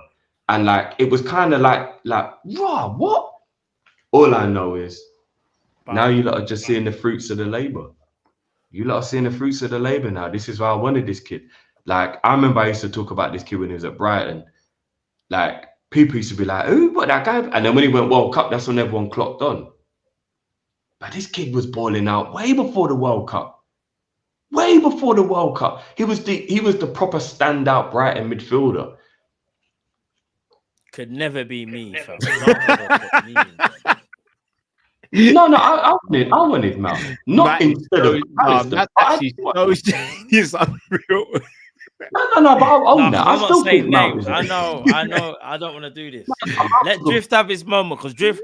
All right, let me. All right, Drift, let's be real. When I tell everyone Matt's a menace, I think you've just seen it. Just what it is, no. Because this ain't able to throw Drift under the bus though, because Drift is like right on both accounts. He did say he wouldn't mind Mason Mount at Liverpool, but he never said that he'd be the best player ever. But he also said as well, I'll never forget when we signed McAllister, he was like, "Bro, that's the guy." So I can't say something bad about that. I can't. Look, I own it. I own the Mount thing. I still think Mount's a good footballer. We can't look at what's happening at Man United and all that. Good. He's good. He's just not. Mount is good. You can't say Mount ain't good. He's good. It's just that injuries ain't worked out for him. And you got to remember, it's the way Klopp would have used Mount. He would have been a goal-scoring midfielder, and he would have been good under Klopp. I don't know. In my opinion, he'd have been used the same way Szoboszlai is being used, and he's not as athletic as Szoboszlai or as robust. I think it would have been really ugly. I think something would have changed then. You know, I think it might have been a tweak to the system. Responsibility as Szoboszlai's given. I think Klopp gives Szoboszlai more defensive work to do than he would have given Mount. That's what I think personally. But. Klopp gives everyone defensive responsibilities, bro. He don't discriminate against no one. Real, I know, but some people just look at that and do the whole. Hold on, it's all right. Let me ask you guys a question. Since Klopp's been here, name your midfielder that hasn't been given defensive responsibilities. Don't worry, I'll wait. No, Cal, but I said but some like Coutinho, like he tries, but like he won't really. Coutinho left wing. He's playing Coutinho left wing, and then when he played midfield, he did start playing midfield a little bit, and then he was gone. But Ox got injured defending. That's how Ox got injured. Like but look, I think he's right. He would have played Mount similarly to Ox, where it would have been more about driving into the box and shooting than defensively. Of course, he would have been asked to defend, of course, but I think he would have had less responsibility defensively than what Szoboszlai has been getting. And let's not even get it twisted, guys. I don't even think he planned to have this defensive responsibility on Szoboszlai. I think he saw him in training, saw the energy he's got, saw the engine, and thought, Yeah, I'm gonna use that. It's when he did the what did they do? I think they did like the The cross lactate country at the beginning. test, That's it. You know when he saw that, he just like boom. He was like, he did the Birdman hand. Digging it deep. You know he did, bro. 100. So Buzz Light's going He to did be the Birdman clap as well. He was like, Yeah, you when man. SummerSlam did that, bro. Yeah. Poor Sobo didn't And realize what he's doing. Man was just trying to impress the manager. Didn't realize have to be doing up number 6 and number 8. Yeah, bro. Manager just went, "That's you, fam." And he weren't even sweating. He weren't out of breath. Nothing, bro. Bro, Eve, do you see the way how Trent looked over at him? There was a part of the video where Trent went like, "This guy's crazy." And I think someone's just to say, bro, you're doing too much. You're gonna you regret did this. too much because that's gonna come back to haunt you later on the season, bro. He's like, it's not the flex that you think it is, bro. Like, hold tight you in April, bro, when you start feeling Man them said, hammy. "Hold tight, you brother." But no, I think McAllister's up there. Matt, obviously, Drift was the one that really spoke about McAllister before we even signed him. You and I are both on board, but we both also said like we'd have been all right signing other players as well. Looking back on it now, like there's not a player you'd swap him with, is there? Like really, like. No. And do you think how much longer do you think he needs to be playing at this level before we can call him outright world class? I think it's early to call him world class. How long before we can say the boy's world class? Sits at that table. Matt, should we put Cal in a timeout quickly? Raw. Man said it while I'm here, you know. All right, listen, this what me for once. You know, He just basically said, should we just rush him now? Like this It's a democracy. It's a democracy, so I wanted to vote. Cal, you don't think he's world class? I can't give him world class right now. I think you've got to do it for longer than a season to say he's world class. I don't think that's But this wrong. man, he balled out all last season when he won a World Cup, bro. But he didn't play world class last season. He was very good last season. He wasn't world class. Come on, guys. Don't do this. He wasn't world class last season. He wasn't. He was very good last season, but he wasn't. I'm gonna ask you one question. I'm gonna ask you one question. No, I'm done. You need psychiatric evaluation. Oh my God! Can I ask Kyle? No, I'm not answering Matt because it's long for me. It's already long. I'm seeing you guys. I'm seeing the comments. It's long. I was gonna ask you one question though. I can't speak my truth on this channel. I can't speak my truth on this channel. It's one question. It's one question. Was Ronaldinho elite? Yes. Is McAllister world class? No, not yet. Two things can be the same thing in the same sentence, you know. All right. Why would you say he's world class then? Because I tell don't you want to what. hear he's All won a jokes World aside, Cup. all jokes aside, all jokes aside. All right, let's get into it. Now, all jokes aside, he's world class. all right, let me say this. He's walked into a Liverpool team and he's arguably transformed the midfielder, obviously alongside Endo and Sobo. Like let's not get twisted. Everyone else has their input on the midfield. But what it is for me is that I would say he's now the difference maker.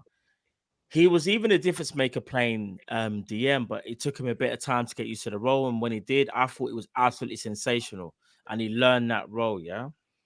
Now you're looking at a midfielder, in my opinion, that can talk to the best of them because he's been allowed to do what he used to do at Brighton. Because when he played alongside Caicedo at Brighton, he was able to do what he wanted to do. I wouldn't say he was world-class at Brighton last year. I would say he was very high international class. The thing is, what I'm going to say now is I do already think he's a world-class player, but we can't say that because you need more. You need to do it on a longer basis. It's a small sample size, isn't it? And we haven't even seen him play Champions League yet. However, I'm going to say this, though. Arsenal fans in the chat, Gunnerly, want to start saying things like Declan Rice is up there. Well, McAllister's up there as well. And it's not about... Sorry to cut you, Matt. I think Gunnar Lee's saying if we're saying McAllister's world class, then do we say the same about Declan Rice? Because I wouldn't say Declan's world class either. Well, here's what I was going to say, all jokes aside.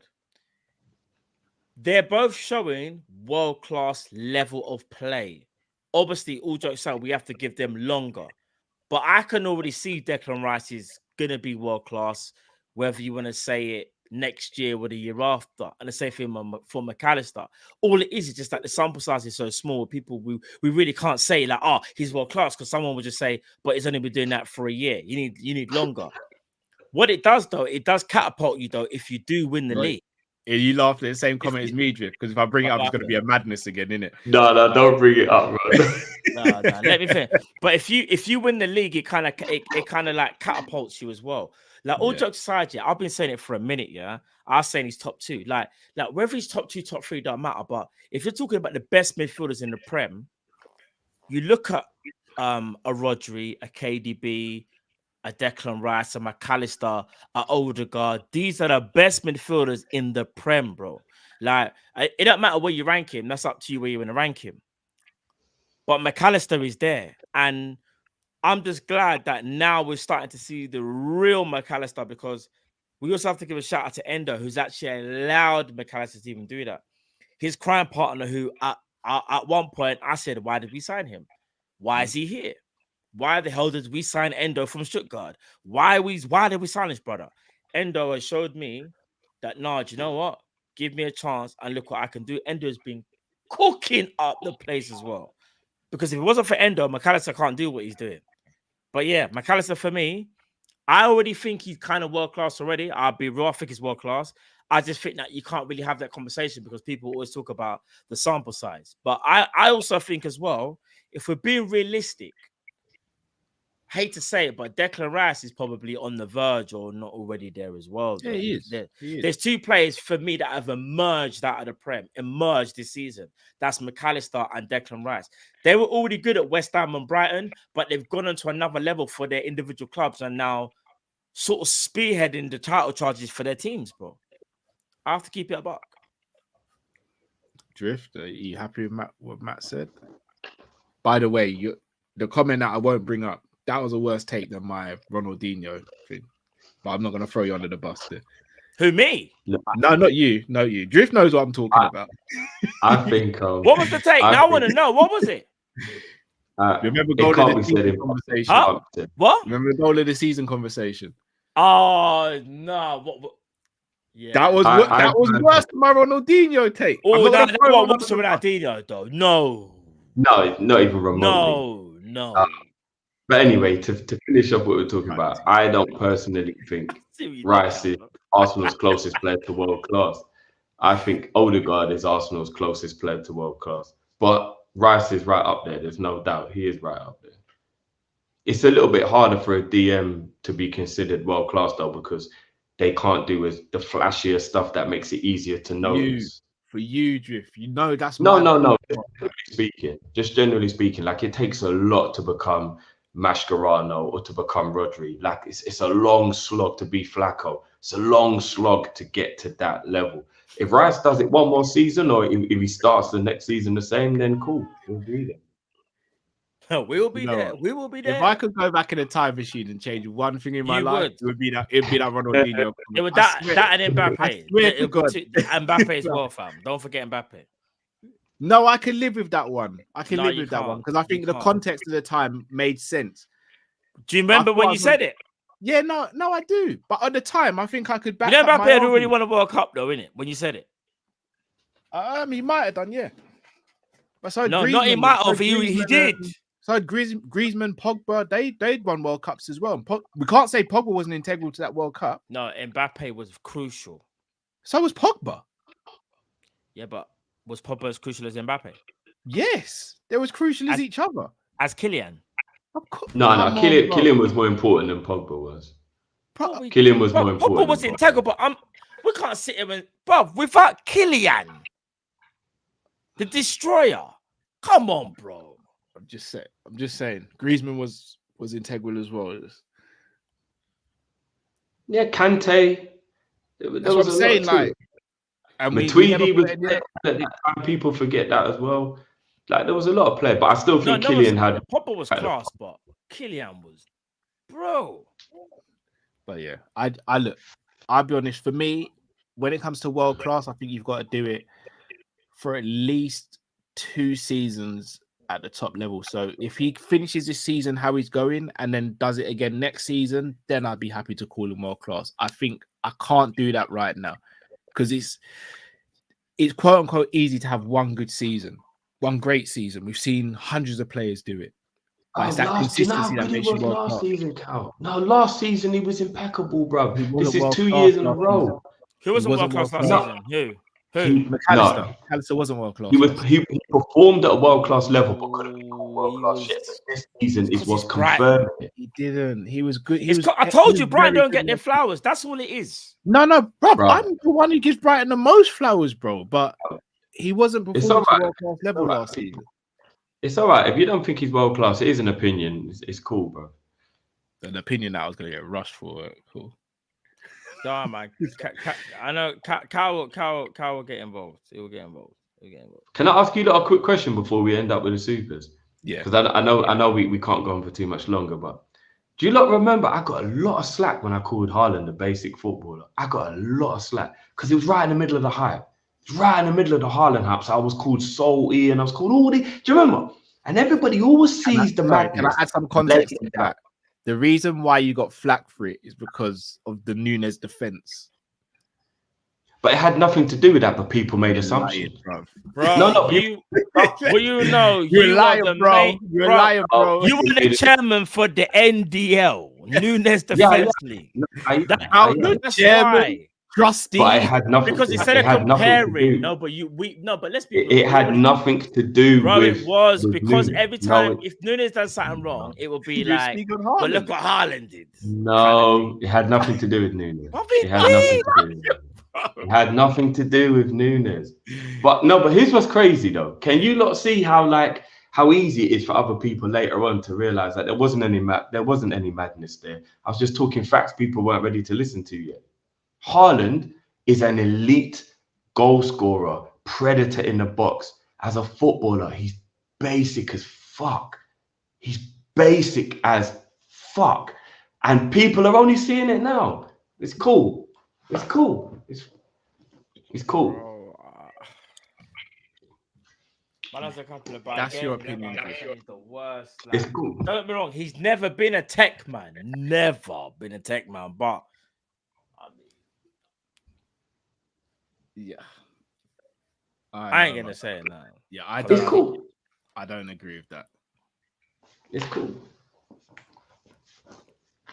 I don't agree with that. Right, let's help. He's got less tech than a man like Kevin Phillips, and I stand on that. Craig Bellamy, Jermaine Defoe, these men had way more tech than Haaland. Man's basically trying to say he's tight as Bramble with the strikers. No, that's because tight as Bramble. Defoe I might give you because Defoe for me is one of the most underrated strikers of the Premier era. What, you think Haaland's got more tech than Bellamy? All right, when you say tech, what are we talking here? Are we talking about all aspects of the game? I'm talking about dribbling, skill, technique, first touch. Bellamy is better than him in every way, apart from he's just not as predatory. But nobody talked about them, man, the way they talk. Like, I'm just saying, Haaland is a basic footballer, but he's an elite goal scorer. I said it 12 months ago, but it is what it is. Has he got a better tech? Has he got a better tech than me, though? No, of course not. Oh gosh, no! Stop, Drift, I'm just asking questions, bro. Stop, Drift, man. You know, he got 8 assists in the Prem last season, and they weren't like just basic. I need some context added to those assists, bro. So why don't we do the context when we say Nunes has got a certain amount of assists? We did. I had to go through the assists and prove that they were good assists. People tried to do the whole anybody can pass the ball too. Matt, you will remember. Do you remember when we had a conversation about it, and I had to actually go back and remind people of some of the assists because they were like, anybody can pass the ball 2 yards. We actually had this conversation, and people had to actually realize Nunes' assists have actually been good. They're not just some 2-yard tap. No, some of the assists have been good though. They have been. I need some context. I need to see what these Haaland assists were. I just need to see them. I need some context. Just you're saying Haaland's got no tech, but he's arguably this. I'd say he's the second best finisher in That's a world foregone conclusion. Sorry, so to cut you. Yeah, This is a he's foregone got good. conclusion. What? Don't bring out that me and that guy in the same sentence, please. Please. But yeah. Okay, here's what I'll say to end this because I don't want to go too much.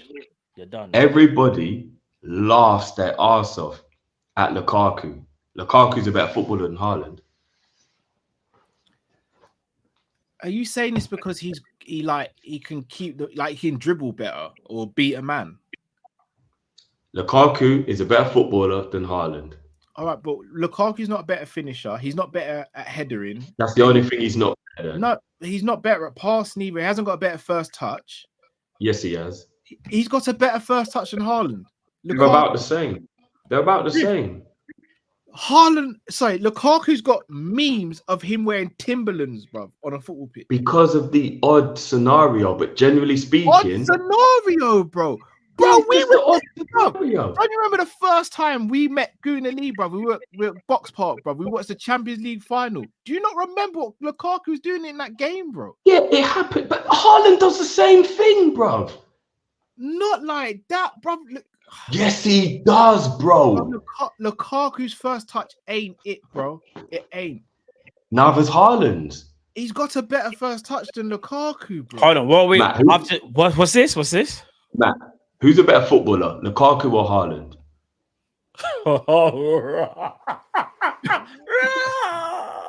You know what?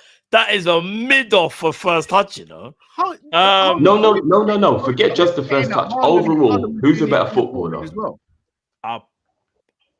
Who's a better footballer overall, man? I would probably say you're probably Haaland.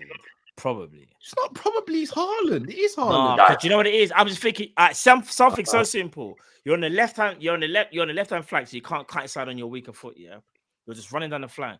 Who's more likely to lose control of the ball? Like to something so basic that should never happen. It will be Lukaku. Because he'll pass someone passing the ball and he'll go under his studs. No, bro.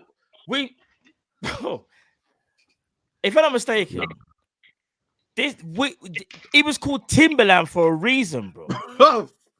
Yeah, like all the when people used to put the Timberland on him and them thing there. Lukaku got called. He got all those Timberland and all those memes while he was at Man United. When he was at West Brom, when he was at Everton, when he was at Inter Milan, everybody was like that drift. Lukaku is only getting memed because of when he went Man U and it all became a bit funny and all that stuff. Everton Lukaku, and Chelsea, Inter Milan Lukaku. And Chelsea. The only time he looked sick was but everything that was like, you know, all the part of this Chelsea madness and he didn't even want to be there. And I don't know what all that was. Lukaku is a better footballer than Haaland. I don't know about that. Who's a better finisher, Drift? Lukaku or Haaland? Haaland. Who's a better header of the ball? Haaland. Haaland's missing. No, I don't even know, you know. I would say Haaland, even though he's Mr. Madness, though. I say Haaland. I don't know. Mm-hmm. The only thing Lukaku has over him is dribbling. That's it. Haaland's dribbling. Lukaku's dribbling ain't even that good. No. He needs a lot of space. Lukaku uses his physicality better than Haaland. No, he don't. Yes, he does. Name me a time when Haaland's been up against a strong defender and he's won the battle. I can't off the top of my head, Drift. I can't. He doesn't, Cal. He doesn't. As soon as you're a strong defender, Haaland doesn't win the battle. Lukaku used to bully strike defenders. Which strong defender is Lukaku bullied? Because I remember him getting bullied up by Virgil. Yeah, but that's one, bro. If you go back to his Everton days, by Sacco, bro. Who? I saw Lukaku get bullied by Sacco. When was this? When we played him in Brendan Rodgers' last game for Liverpool, he got bullied by Sacco. I don't remember that. I don't remember that. All I'm saying, look, it's all right. Everybody can have difference of opinion. It's fine. Me personally, I think Lukaku's a better footballer than Haaland. I just think Haaland's a better finisher. And you know what's crazy, you man? The finishing, like if you go through Lukaku's career, it ain't even a night and day difference either. Lukaku's a pretty good finisher, you know. Did you say it's not night and day between Lukaku's finishing and Haaland's finishing, Jim? It's not night and day. Lukaku is a pretty prolific striker. We went through this. He scored like 30 goals every season for like how many years? Now hold on. What did you say? What was that? I said Haaland's finishing is obviously better than Lukaku's, but it's not night and day. What? No, it's not night and day. Lukaku is a prolific 20 plus 30 goal a season striker and has been for go and read Lukaku's stats for the last 7, 8, 9 years. What would you give Haaland's finishing out? No, of 10? Lukaku's not he's a good finisher, but Haaland is. I give Haaland a 9 out of 10 for finishing, and I give him a Lukaku 9.5. 9 out of 10. What would you give Lukaku out of 10 then? I'd give him a 7. Oh, I'm not giving him a 7. I'm not gonna lie. You don't think Lukaku deserves a 7 out of 10? But if someone's a 7, someone's a 9.5, that's a different level of finishing, though. Isn't it? Look, oh my God, Matty. It's all That's right. a different level of finishing. I'd say Isak's a better finisher than Lukaku. Okay. Yeah, he's more composed. When this is all said and done, Lukaku's going to have more goals than the majority of the people we compare him to. Doesn't mean he's clinical though, Drift. I never said he's clinical, but he is a good finisher. You can't score 20 plus goals every season if you're not a good finisher. But he does get a lot of chances. Just like Haaland, I think yes. They get a lot of chances, but I'm just saying, go and look through his stats, and he's got 20 plus goals for like 9 years in a row or something mad like that. Even at Man United, he still managed that many goals. I'm sure he did, but it's all right. It's all right. It's not night and day. It's not night and day, but it's all right, man. It is, you know. If you don't think Haaland's a better footballer than Lukaku, that's fair enough. But he's not in my opinion. You know, it is Lukaku with the step overs and like the ball just like going off the pitch underneath the studs at various times. Bro, who's a walking meme at one point? Obviously, he's had to get. Nah, but it's kind of always been that player, though, isn't it? He's kind of always been that kind of like on the eye, and it is not really aesthetically like he's not really that guy, in it. He looks better on the eye than Haaland. Yeah, I agree with that. Yeah, probably, yeah. But one of them is a killer. One of them is good. Yeah, at finishing. Lukaku's good. Lukaku's a good finisher. That's what I say. Like he's a good finisher. So you're at 7 out of 10. But I say Haaland is a level above that, though. Only at finishing. We'll agree to disagree. I don't know, man. I mean, Haaland don't really do step overs, so you're right. But if I'm not mistaken, Haaland could at least carry the ball a little bit better at Dortmund, but his game has changed a bit at Man City. And you have to understand that who you play against different. Like, low how block. You play. Yeah, he's playing against low block. Man City, less spacing behind. They don't really respect Lukaku like that, so they're not really going to do the. It's all right. Gangandeep says, if we beat United at Old Trafford, I may believe, but until we get over the line, I can never back us to win the league in a race based on previous seasons. #PTSD. I understand that. Although I think if we beat Man United, I think we do it. The Hersman said, guys, with all these kids making an impact in the first team, I wonder if FSG is going to make any purchase in the summer. I think that depends on the manager. Or Michael Edwards. Yeah, I don't know if we can even put this on FSG anymore, guys. Like, I think it was kind of there for everyone to see that Klopp was the one kind of controlling transfers. Like, and I think Edwards is now going to be the one controlling transfers. So can't really put on FSG. Zap says, Drift, who has more natural talent, CR7 or Mane? Mane.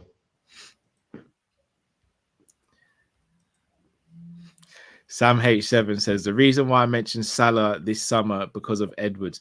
Will he not sell if he sees a decline? Klopp was sentimental, in my opinion. Change is happening. Oh, Edwards might sell Salah. But we wouldn't. But Edwards could sell anyone. He might will sell Edwards knows he has to be careful with what he does because going forward it will affect. Do you know what I'm saying? He has to be careful. Drift made his answer with a straight face, you know. Canny X says 3-0 Old Trafford, Nunes, Diaz goals plus Mac 10 out of 10. Big up yourself, bro. Mario says, rather keep Pep for one more season and wait for Alonso. I don't see Alonso coming Liverpool. I think he's made it clear he wants Madrid. Yeah. So I'm not. Yeah. And with all due respect to Pep Linders, very good assistant manager. I wouldn't trust him as a manager.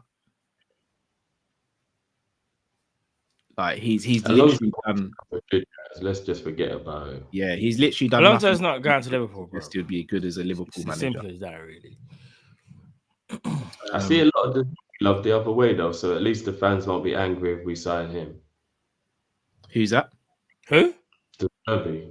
The fans won't be angry if we sign him. I saw a lot of De Zerbi love, so I wouldn't be either. I don't think we'll get I wouldn't him. be angry, but I don't think he's I'd the be guy. happy with I it. think I think I'll be cool with him still. I'll be cool with him because I think he can do something. But I don't think it's going to be him. That's the thing. I don't think it's going to be him. No, it won't be. I think it's going to be Amorim, personally. Yeah. I think it'll be Amorim. Kadir says, Kai's like Rain Man memory goals versus Arsenal. It's because I just love seeing us score goals against Arsenal. It brings me a different type of joy. It's a warm feeling in the pit of my stomach.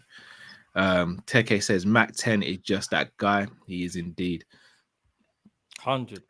Dynamic Edition says, Mrs. says hello and asks if you could drop the beat.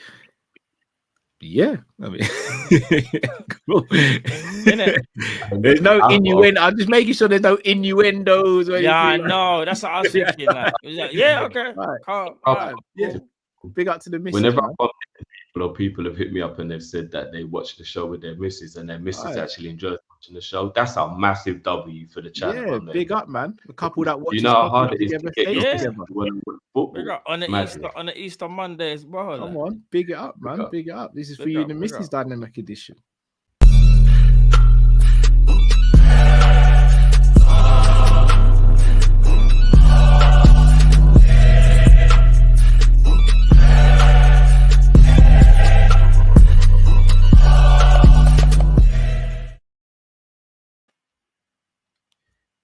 Big up Jake O'Neill says, if you watch opposition fan channels, we rate Salah for most. Goldbridge loves Salah the most. Most LFC channels are Black Players FC or have agendas.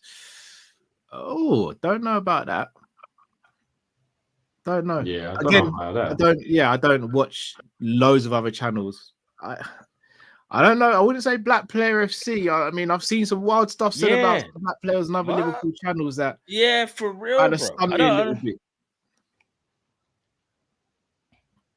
Jake's a Man U fan, isn't it? Yeah, so he does. He maybe guess, does watch more Man United fan channels than we do. For example. Yeah, I don't really see Man United channels. I know Goldbridge does give Salah love, but I don't really see any of the other ones giving really love though. I don't know. Johnny 10 Gun says 9 finals to go. So Terry does. Terry gives Salah love actually. Yeah, he does. It's more than 9 finals. We've got Europa as well. 9 finals just for the league, but we've got more finals in that as well. And Dill says that Max should have had 4 assists yesterday. Yeah, he should have, to be fair.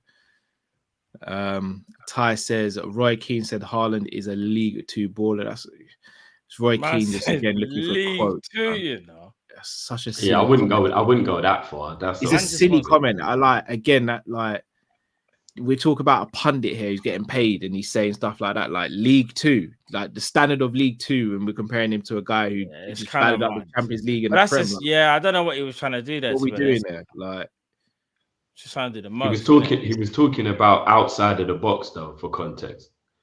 I know, but he's just trying to do the most. That's just you're trying to do the most for them team there, bro.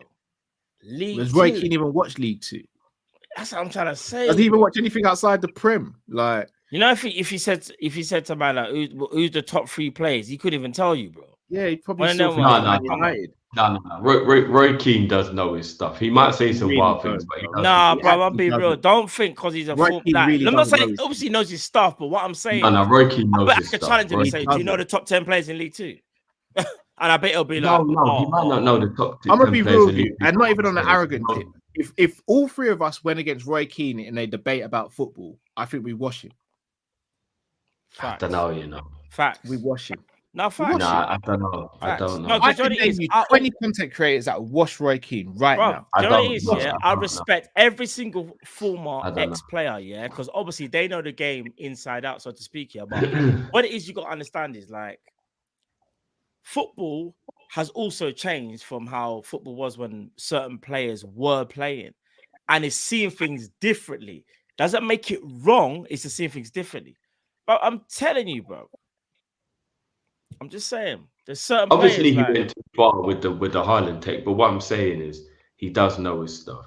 No, but Yeah, sometimes does. he says Mention. stuff like remember who he's beefing, you know, he'll say like remember he nearly mashed up his father. Yeah. Man try to mash up Yeah, his yeah. father, bro. Obviously, saying League Two is way over the top, of I course. remember he plays for Man United, like anyway. Shout out to Uncle Rods. Says big up guys, stop picking on Drifty. Could never pick on Drifty. No, never that. Rod's uncle, they try to all the time. They try to. Well, don't play victim, bro. It is what Don't it do the is. victim thing, fam. Don't play. Hold on, chat. Give me a one if these man gang up on me all the time. Oh, Just give me here a we one. go. man's really trying to do the victim thing. Man's Goodness wanted to do a me. poll. Hold on. Keep the thing rolling. It's Easter. Come on, let's keep it moving. M. Tarmizi says on DMs, which unsung hero should I get printed on behind my Euro 24 kit? De Rossi, Marcus Senna, Kadira. Oh, Marcus Senna was my guy. Brazil World Cup 98 kit remake and new Germany kit thoughts. Beautiful kits. Yeah, Beautiful. Mizzy told me. Beautiful. Mizzy showed me the 98 one. He showed the thing. Some of the Yeah, kits right now are cold, beautiful. bro. Even England kits are nice as well. Cold. I've already got the 98 Brazil kit, but it's cold. They're bringing it back though. I might get it with a I had one with a slimmer Italian fit. 90. I don't think it might have been 90. Was it 94 or something?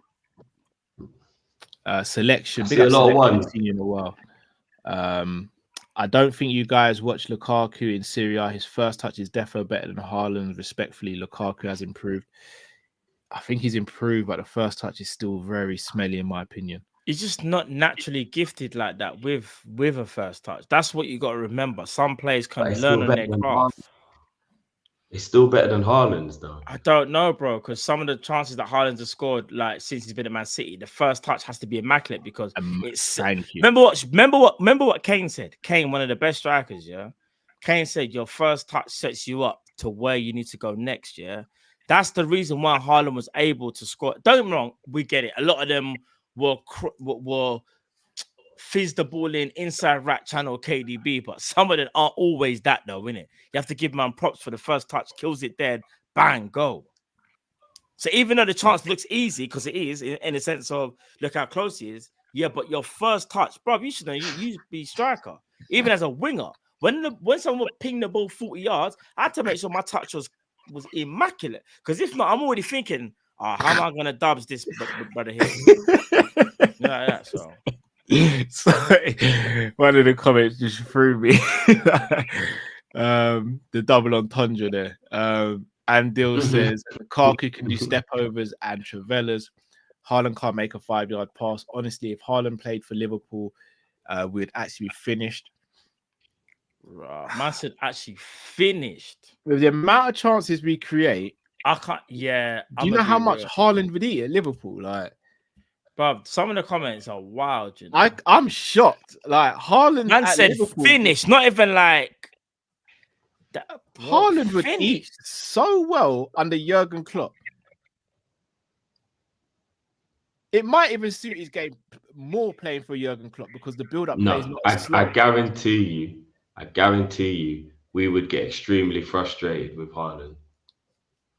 Because remember, we're the type of fan base that keep it real, right, Cal? We say it all the time. You can't just score a goal and then get a high rating. What was the rest of your game? No, like? I agree, but the Haaland, difference is he'd probably be scoring braces. Haaland's overall game would get on our nerves. But he'd also be scoring braces and hat-tricks. Haaland wouldn't be involved in a game as much as we would like him to, but his conversion rate would be higher than a lot of our crazy.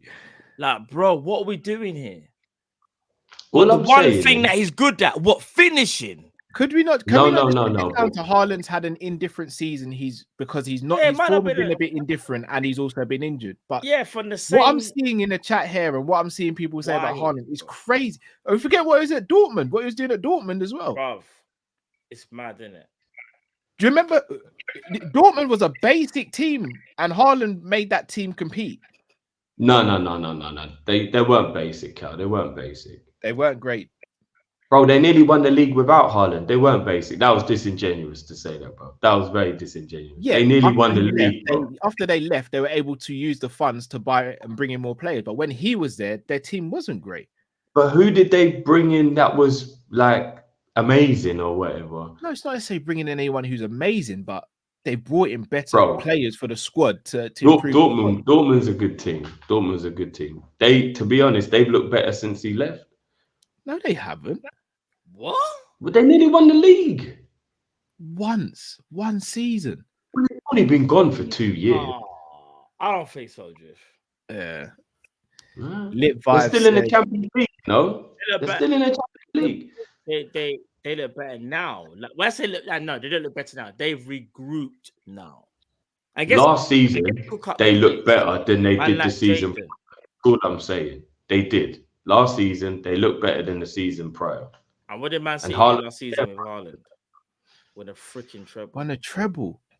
With him scoring how many goals? Like 50 odd goals, bro. It's crazy. Are we really going to sit here and say No. every single one of them was like a 6-yard No, tackle? guys. You lot are forgetting. No, Everybody but his knows he's overall in the league. game last Finish. season was very good as well. His It actual was, yeah. game was good last season. Nah, it wasn't, bro. It wasn't. No one's saying sensational, but it was I decent.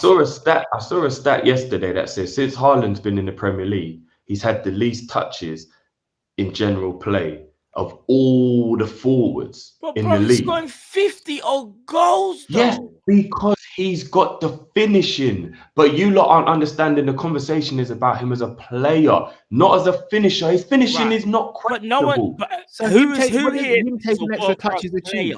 No one said he's a world-class player, you know. No, he's having less touches because he's not actually able to get involved with limited ability. It's just get him in the box so he can shoot. Outside the box, Haaland is basic. But we know he's Guys, no, but we know he's not an basic. outside the box like type of Nah, player. he's That so he's a basic. predator. He's a predator, isn't it? He's a predator. Inside the Yeah. box, he's a predator. So what I'm saying is, if you play for a team that relies on your forward player to actually be able to get involved in the game, Haaland would actually be a bit of a frustration. You'd be like, right, this guy's getting on my nerves. I slightly Like we disagree. can't. Like I was saying, no, I slightly disagree. At Dortmund, he was doing a lot more outside of the box A because lot Dortmund more. couldn't even get close to the box like how Man City can. The way Nah, how he they wasn't play is no, hear me out. The transitions from Man City, the transitions that Dortmund had to Man City are very different. Yeah, a lot more ball carrying. I saw Haaland had to carry the ball a lot actually Yes. at Dortmund. His thing at City is different. At City, there's ball carriers, there's players that one-on-one situations they're calm in it. At Dortmund didn't have that. He's asked to do less, but to do more. Does that make sense? Asked to do less. Don't do the running outside thing. Don't worry about that. You be in the danger zones. You finish off all the moves that we create for you. It's like chess, bro. Whereas at Dortmund, I would arguably say if he stayed at Dortmund longer, he might be able to develop a little bit better his more overall game. But he never did, though, innit? And he's gone Man City. But we can't sit here and start saying things like he's basic. Basic is like what Roy Keane's saying, fam. I think he might be a little bit limited. Breaking went too far. Like that. He might be a little bit basically- limited, maybe. Like I don't know. Is that still basic? I'm just, you know. What I mean? Lit Vibe says, may you rate Drogba versus Haaland or Torres or Rooney? Oh, but Which- in what, like, yeah, in what what aspects? comparison? I don't understand. Like, how we? If we're just talking overall, all at their peak, as a complete either footballer, third like, or- no. But how are you rating it? As striker, as player? What? How are you doing it? let's just say we rate them as players, all at their peak, Rooney's the I most think- complete player. all at their Rooney's peak. the best. Rooney, then They put- Torres, then Drogba, then Haaland. Oh, Yeah. Drogba might be slightly more complete than Torres. You know, might be. Torres, I'm no. not sure. Like, Torres is Yeah. better though. He might be more complete, but Torres is better. Torres at his peak was better than Drogba at his peak. Yeah, Torres was obviously the best striker in the world for like I would say 18 months /2 years. But then I'm just thinking like Drogba. Rate like, them, he said rate them as footballers. As footballers, Haaland's bottom of the list. yeah, Rooney Haaland's bottom. and then Torres is As second. footballers, Cal got it right. It's Rooney, Torres, Drogba, Haaland. Yeah. I don't know the Drogba one. Even listen, I'm a Liverpool fan, but the Drogba, I'm not because Drogba, bro. He's not a better footballer than Torres. He's not a better footballer than Torres. Do you remember some of the assists Torres was doing for Gerrard? No, bro? but you're sleeping on Drogba, though. Drogba, No, I'm not sleeping I on can't it. sit here on Liverpool trying to say it, but I'm just saying, though, Drogba's he's 30. Drogba's 30. No two ways about it. But Drogba was a madman. So was Torres, bro. I know, bro. What I'm saying is, I think it might be In a tie. way worse team as well. I hate to say it, but I think it might be a tie. I hate to say it. Nah, I don't think so. Listen, I think Prime Torres is the maddest, but yeah. Sorry, go on.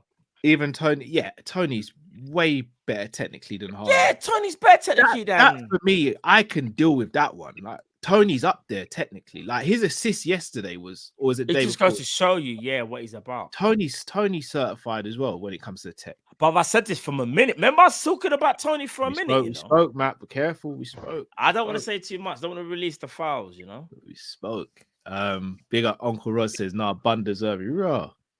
Man said, on him. Raw. Uncle Rod says, "Slew them." John Conway says, Big up Uncle Rod, John says, "Big up Cal, Matt, and Drift." Did you see the Bob Marley One Love movie? Great movie. I've not seen it yet. I haven't. I've slacked. I haven't. But do you want to know what? It's part of the collection that I'm saving for when I'm just in that right moment to enjoy the movie the way it should be enjoyed. Big up. I'm gonna try to see it this week. I've heard a lot of good things about it. Right now, enjoying The Gentleman. It's become me and the missus TV show to watch when we're eating dinner. The Gentleman's cold, man. If you ain't started The Gentleman, watch it. It's good. I will do. Andil says Haaland never performs in big games. He doesn't turn up when he needs to. Nunes and Lukaku create chance for themselves and others and are a handful. I mean, he scored a hat-trick against United in his first season. Didn't he score a brace he scored against Arsenal in the game that kind of turned the title around. He scored against us this season. I mean, I get it if we're going to say Nunes and Lukaku can create chance for themselves and Haaland can't. But to say he doesn't perform in big games, the proof's there. He does and he has. The proof's there. Even in Germany, but he's slotted against Bayern Munich for fun. I don't know, man. I don't know. Do you know what? I would say Haaland's a bit 50-50 on the big game thing because there are games he showed up in, Cal, you're right. But there's a lot of big games he hasn't. So I think he's 50-50 on the big games. Most players are 50-50 in big games. That's why they're big games, isn't it? No, if you're putting in big games. No, bro, you take the fight. No, guys, come on. If you take finals out of it, Henry never ever didn't turn up in a big game. That's a big game, bro. We can't take finals out of it. No, but he didn't play in many finals. I think he only played in 3 finals, if I'm not mistaken. Enough. Do you know what's kind of ironic? You know, we was having a debate about the player, whatever. Do you know who's very, very clutch in finals or big games? Drogba. It was Drogba. No one could do but you know big what, games, you know. Matt, not even talk. I hate to say it. I'm not even trying to be wild when I say this. I'm just trying to add a little context. You see, Drogba, he was so clutch. I think that clouds people's memory when they're judging him overall. Yeah. He wasn't necessarily a consistent goal scorer, but he was so clutch in big moments.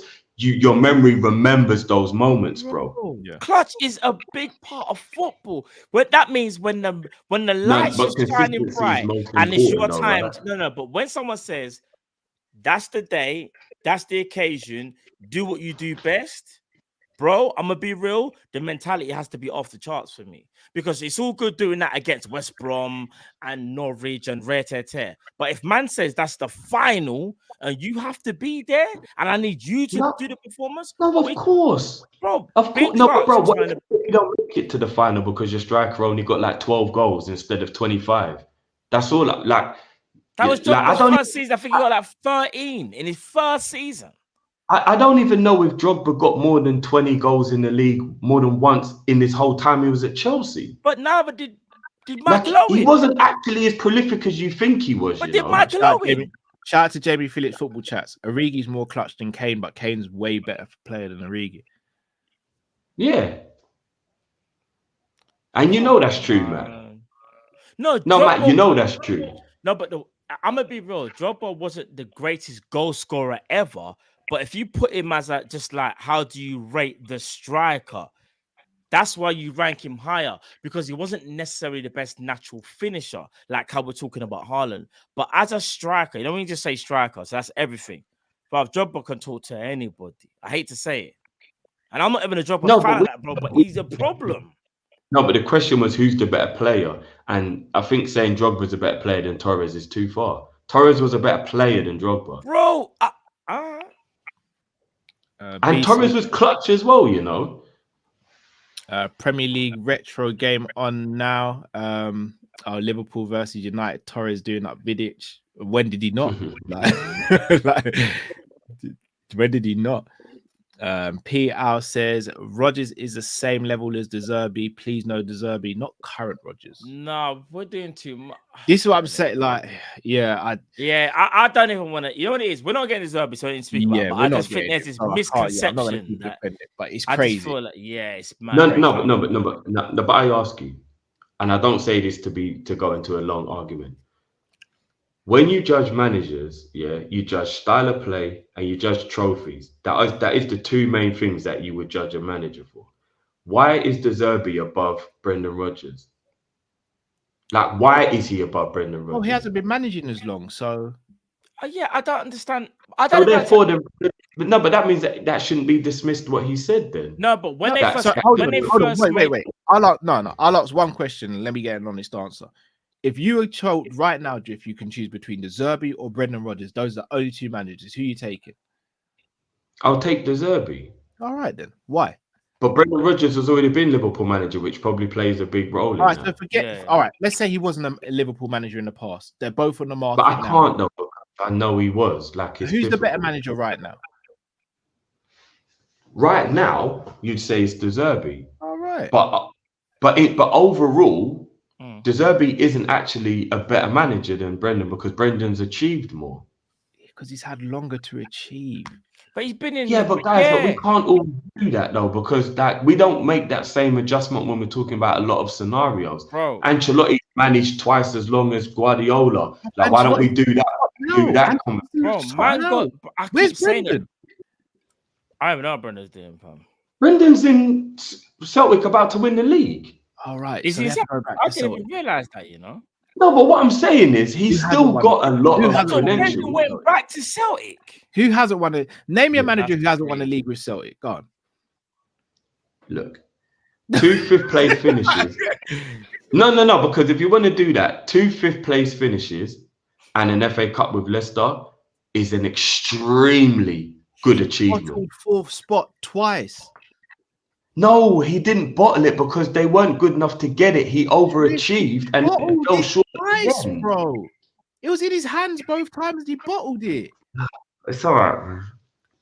I'm just saying it's quite mad to say that he's a better. Leicester fans will tell you that, bro. He bottled it twice, bro. All right, he bottled it. All right. Twice. All I'm saying is, you know what? Somebody just made a good point. Still, the only credentials that your Lord and Savior has is from the Scottish League, but you don't really hold that energy. And how many times have Rangers won it since Gerrard? Before Gerrard and since Gerrard? Gerrard did it unbeaten as well, though. No. So did Brendan. Brendan went undefeated in the league. Did he? Oh yeah, Celtic. Was it Celtic in it? Yeah. He's done it at Celtic still. Answer the question. Who won it before Gerrard and who's won it since Gerrard then? If that's the case, it's easier. We should have won Alonso either because he only won one league title, about to win one league title as well with Leverkusen.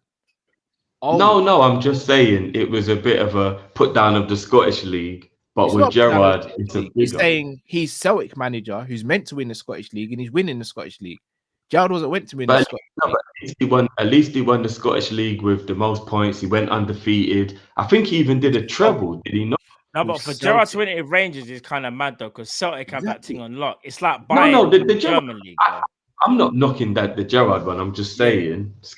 But the argument doesn't hold because Celtic have won more league titles than everyone else. Everyone's won it with Celtic. Everyone who's been there has won it with Celtic. Still gotta do it. But he did it. Like but Gerrard winning the title of Rangers is a bigger achievement than Rodgers winning it with Celtic.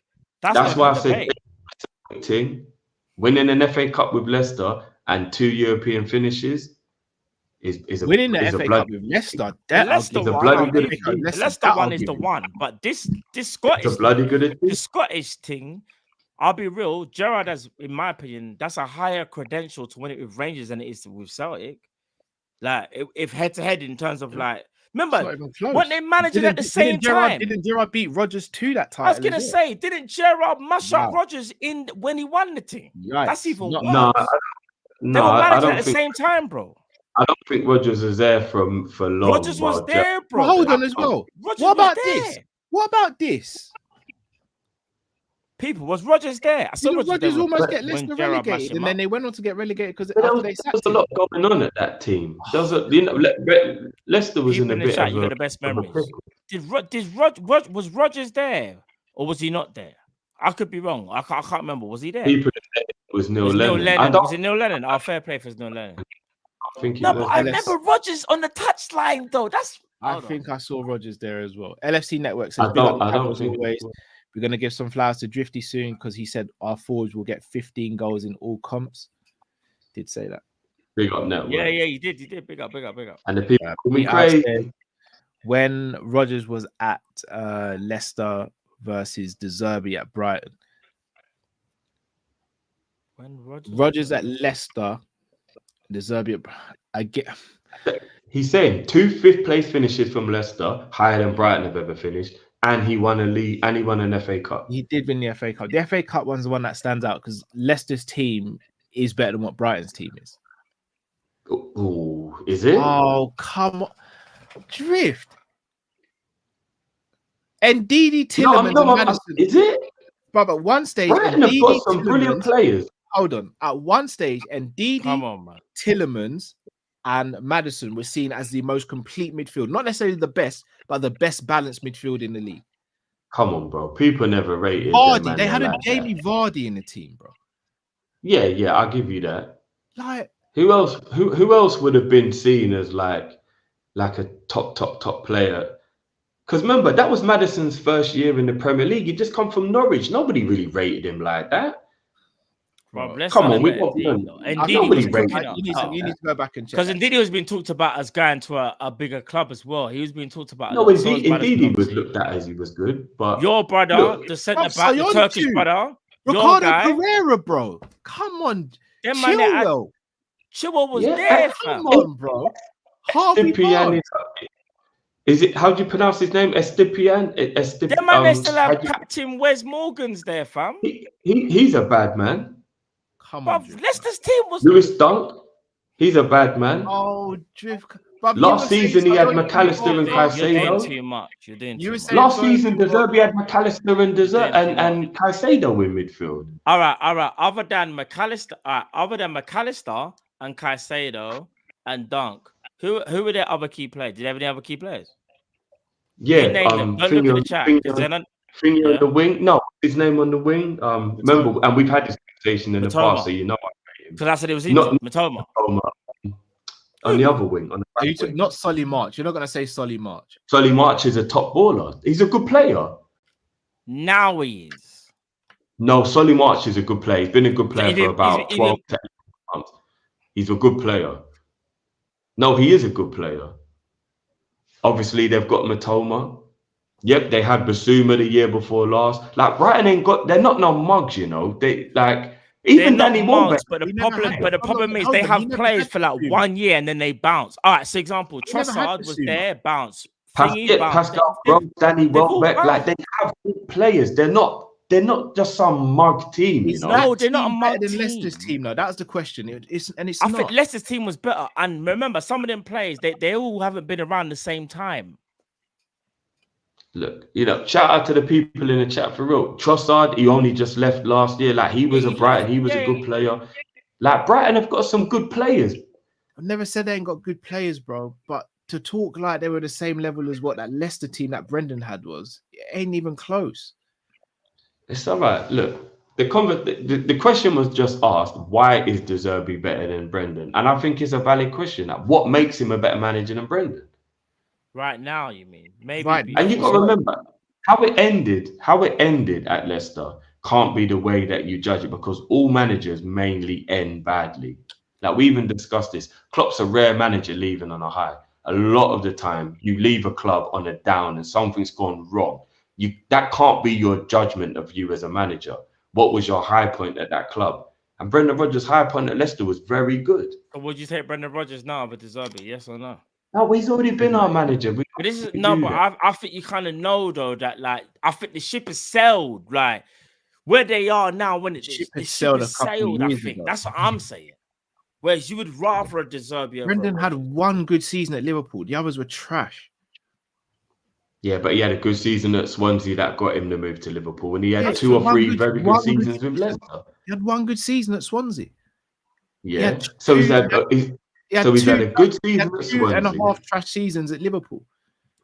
No, but he's had a good season at Swansea. He's had a good season at Liverpool. He's had 2 to 3 good seasons at Leicester, and he's had 3 or 4 brilliant seasons at Celtic.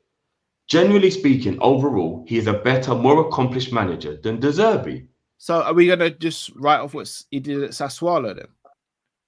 No, we're not. But that's not as big of an achievement, even remotely, as to what Brendan's done. Why not? Sassuolo were in the mud before he got there. They weren't a good team before he got there. I'm going to be real. You couldn't even name 2 Sassuolo players, Drift. That's how bad they are. I could give you one, Berardi. Because I don't watch them. No, but if players were that good, you know them though. You know what I'm saying is the team. I mean, obviously I've heard of them. Yeah, but what I mean is, if even myself, I can only give you one, Berardi, yeah, the right winger. But I'm gonna be real. Sassuolo in Italy, they're like a 15th place team, 10th at best. That's Sassuolo. They're not good. Yeah. Bro. They're not good, bro. Nobody's putting down Sassuolo. What he was doing with Sassuolo was. You have to remember, the question isn't to put down De Zerbi. It's more to ask, why are you propping him up higher than Brendan? The reason why I am, I think his credentials right now, bro. He came to Anfield, even just this one game, came to Anfield, and I've been saying for a minute, without key players, I kept on saying no Matoma. They got no Gilmore. There's another player that's injured as well. Was it Solly March or was it the other one, Pascal Gross? One of them was missing. One of them was missing. Gross played. Yeah. So like, there's players that are missing. Evan Ferguson just come back from injury as well, bro. And you have to remember the caliber of player that they have. They're not an amazing team, you know. What it is they've got some talent there. They've got talent there. But I remember I said this to you. Lewis Dunk is still Lewis Dunk.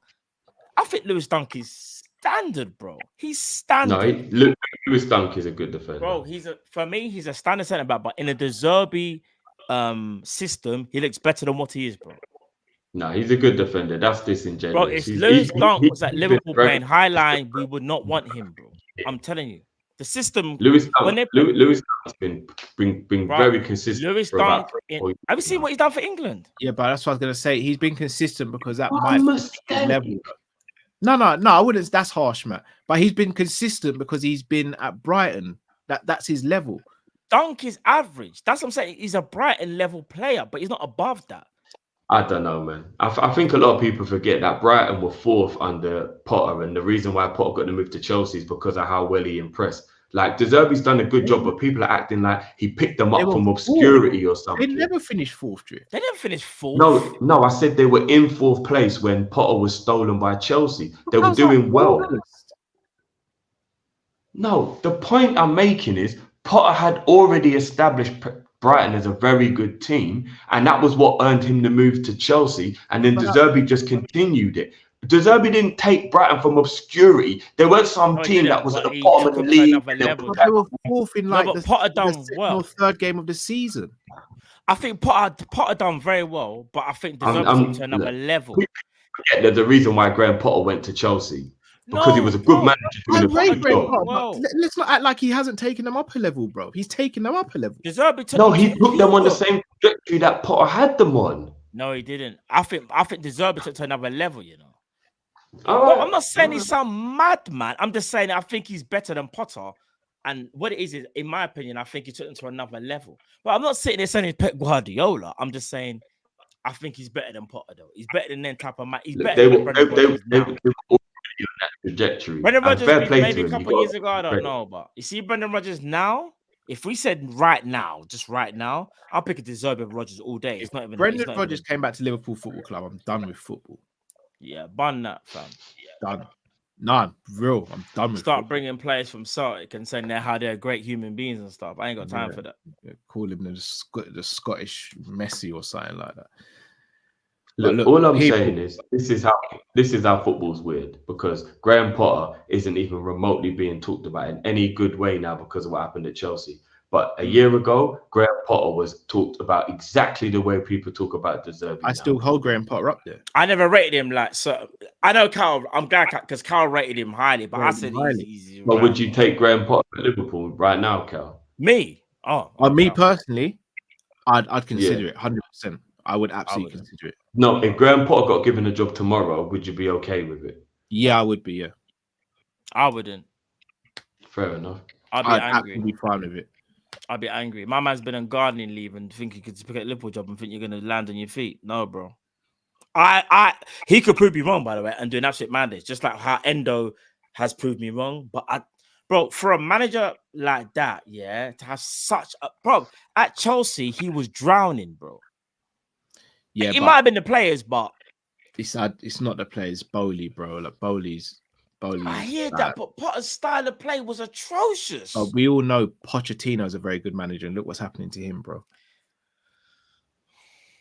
I'm not taking Graham Potter at Liverpool. I just don't think he's fair enough. I'm not even upset if anyone's saying no. I'm just saying I would. He got the charisma, bro. He's like a PE teacher. I don't care about the charisma stuff. No, I do. We're Liverpool manager. I need you to represent, bro. See when the cameras are, bro. It sounds crazy, yeah. It's gonna sound so weird.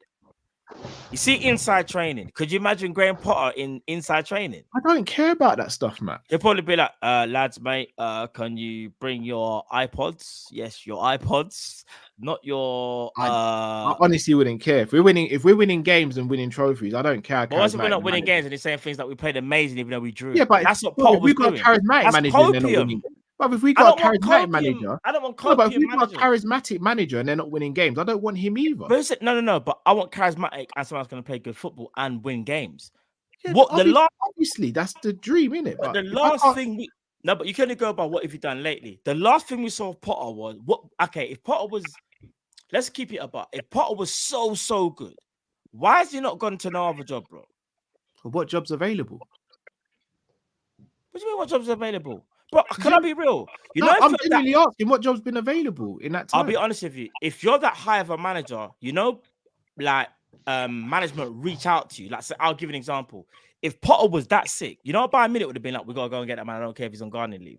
They're talking about bro. But Bayern Munich aren't gonna go for Graham Potter, are they? They're gonna go for the highest of echelon. I'm not sitting there saying Graham Potter's the highest. What about like Spurs before they got Poch?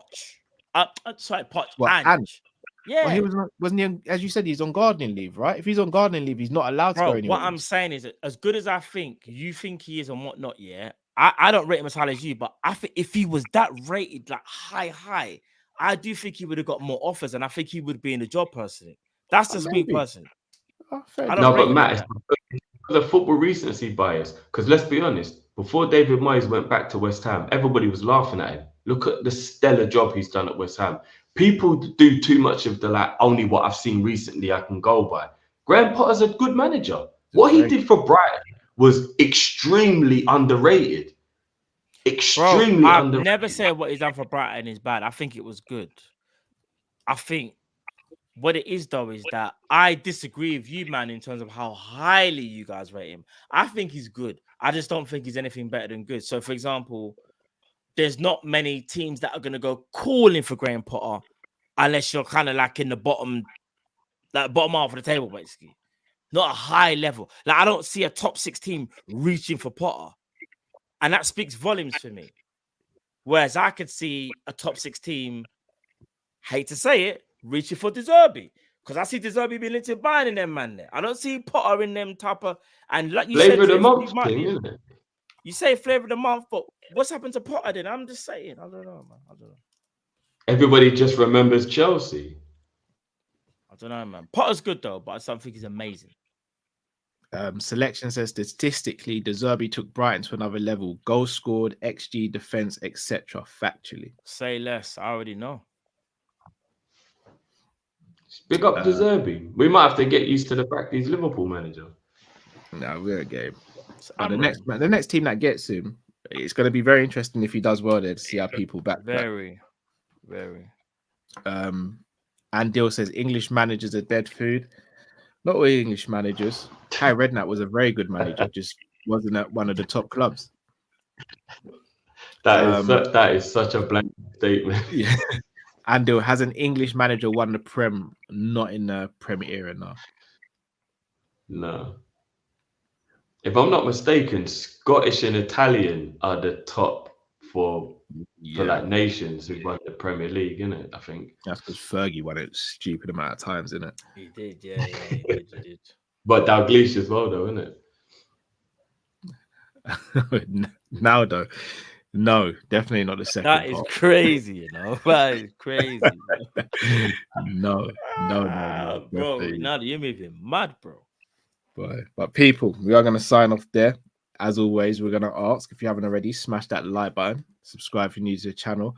At least 1,000 likes, guys. At least 1,000 likes. That's what we're asking for. So please make sure you do that. We'll be back tomorrow with a preview for Liverpool versus Sheffield United. So look out for that as well. And then we'll be back on Thursday. And then Friday's call-in show. And then Sunday, the big game. Guys, we've got Pat week for Kopish again. So make sure you switch on the notification bell. We're going to leave you with a little word from our sponsors. But yeah, boys, anything you want to add before we say au revoir? Roll on Thursday. We move. Yeah, big up the man them every time. Please smash that like button, guys. We've had over 1,000 for the whole show. Big up your damn selves, everyone, for that as well. Easter Monday. Big up. And yeah, we better get used to De Zerbi, innit? It might be a thing still. There we go. People, enough love. Until we see you next time. Word from our sponsors. Sabbatical. Stay safe, stay blessed. With Kopish throughout, people. Take care. Peace. Love. We're delighted to tell you about one of our newest sponsors at SofaScore. That's right, we've partnered up with the highest rated live score app on Google Play Store and the App Store, so you can access all your football needs at your fingertips. You get live scores and notifications straight to your phone. You can also follow your favorite competition from a choice of 600, yes I said it, 600 tournaments from across the globe. Plus, if you get fed up of us discussing player ratings, you get real-time SofaScore ratings for each player. Not to mention heat maps, you can see where players really affecting the game. Shot maps, where are they taking shots from, where's Nunes going to score from next, attack momentum, and a player's average position. Pause. Follow your favorite players and look through the archives at different historical data as well. People, what are you waiting for? Click the link in the description and download the SofaScore app, or use the QR code on the screen that you'll see now, and you'll be entered to a prize draw to win a Liverpool shirt of your choice. Once you've downloaded the app, send us a screenshot on social media or to our email, which is teamkopish@gmail.com. Don't delay, download the SofaScore app today.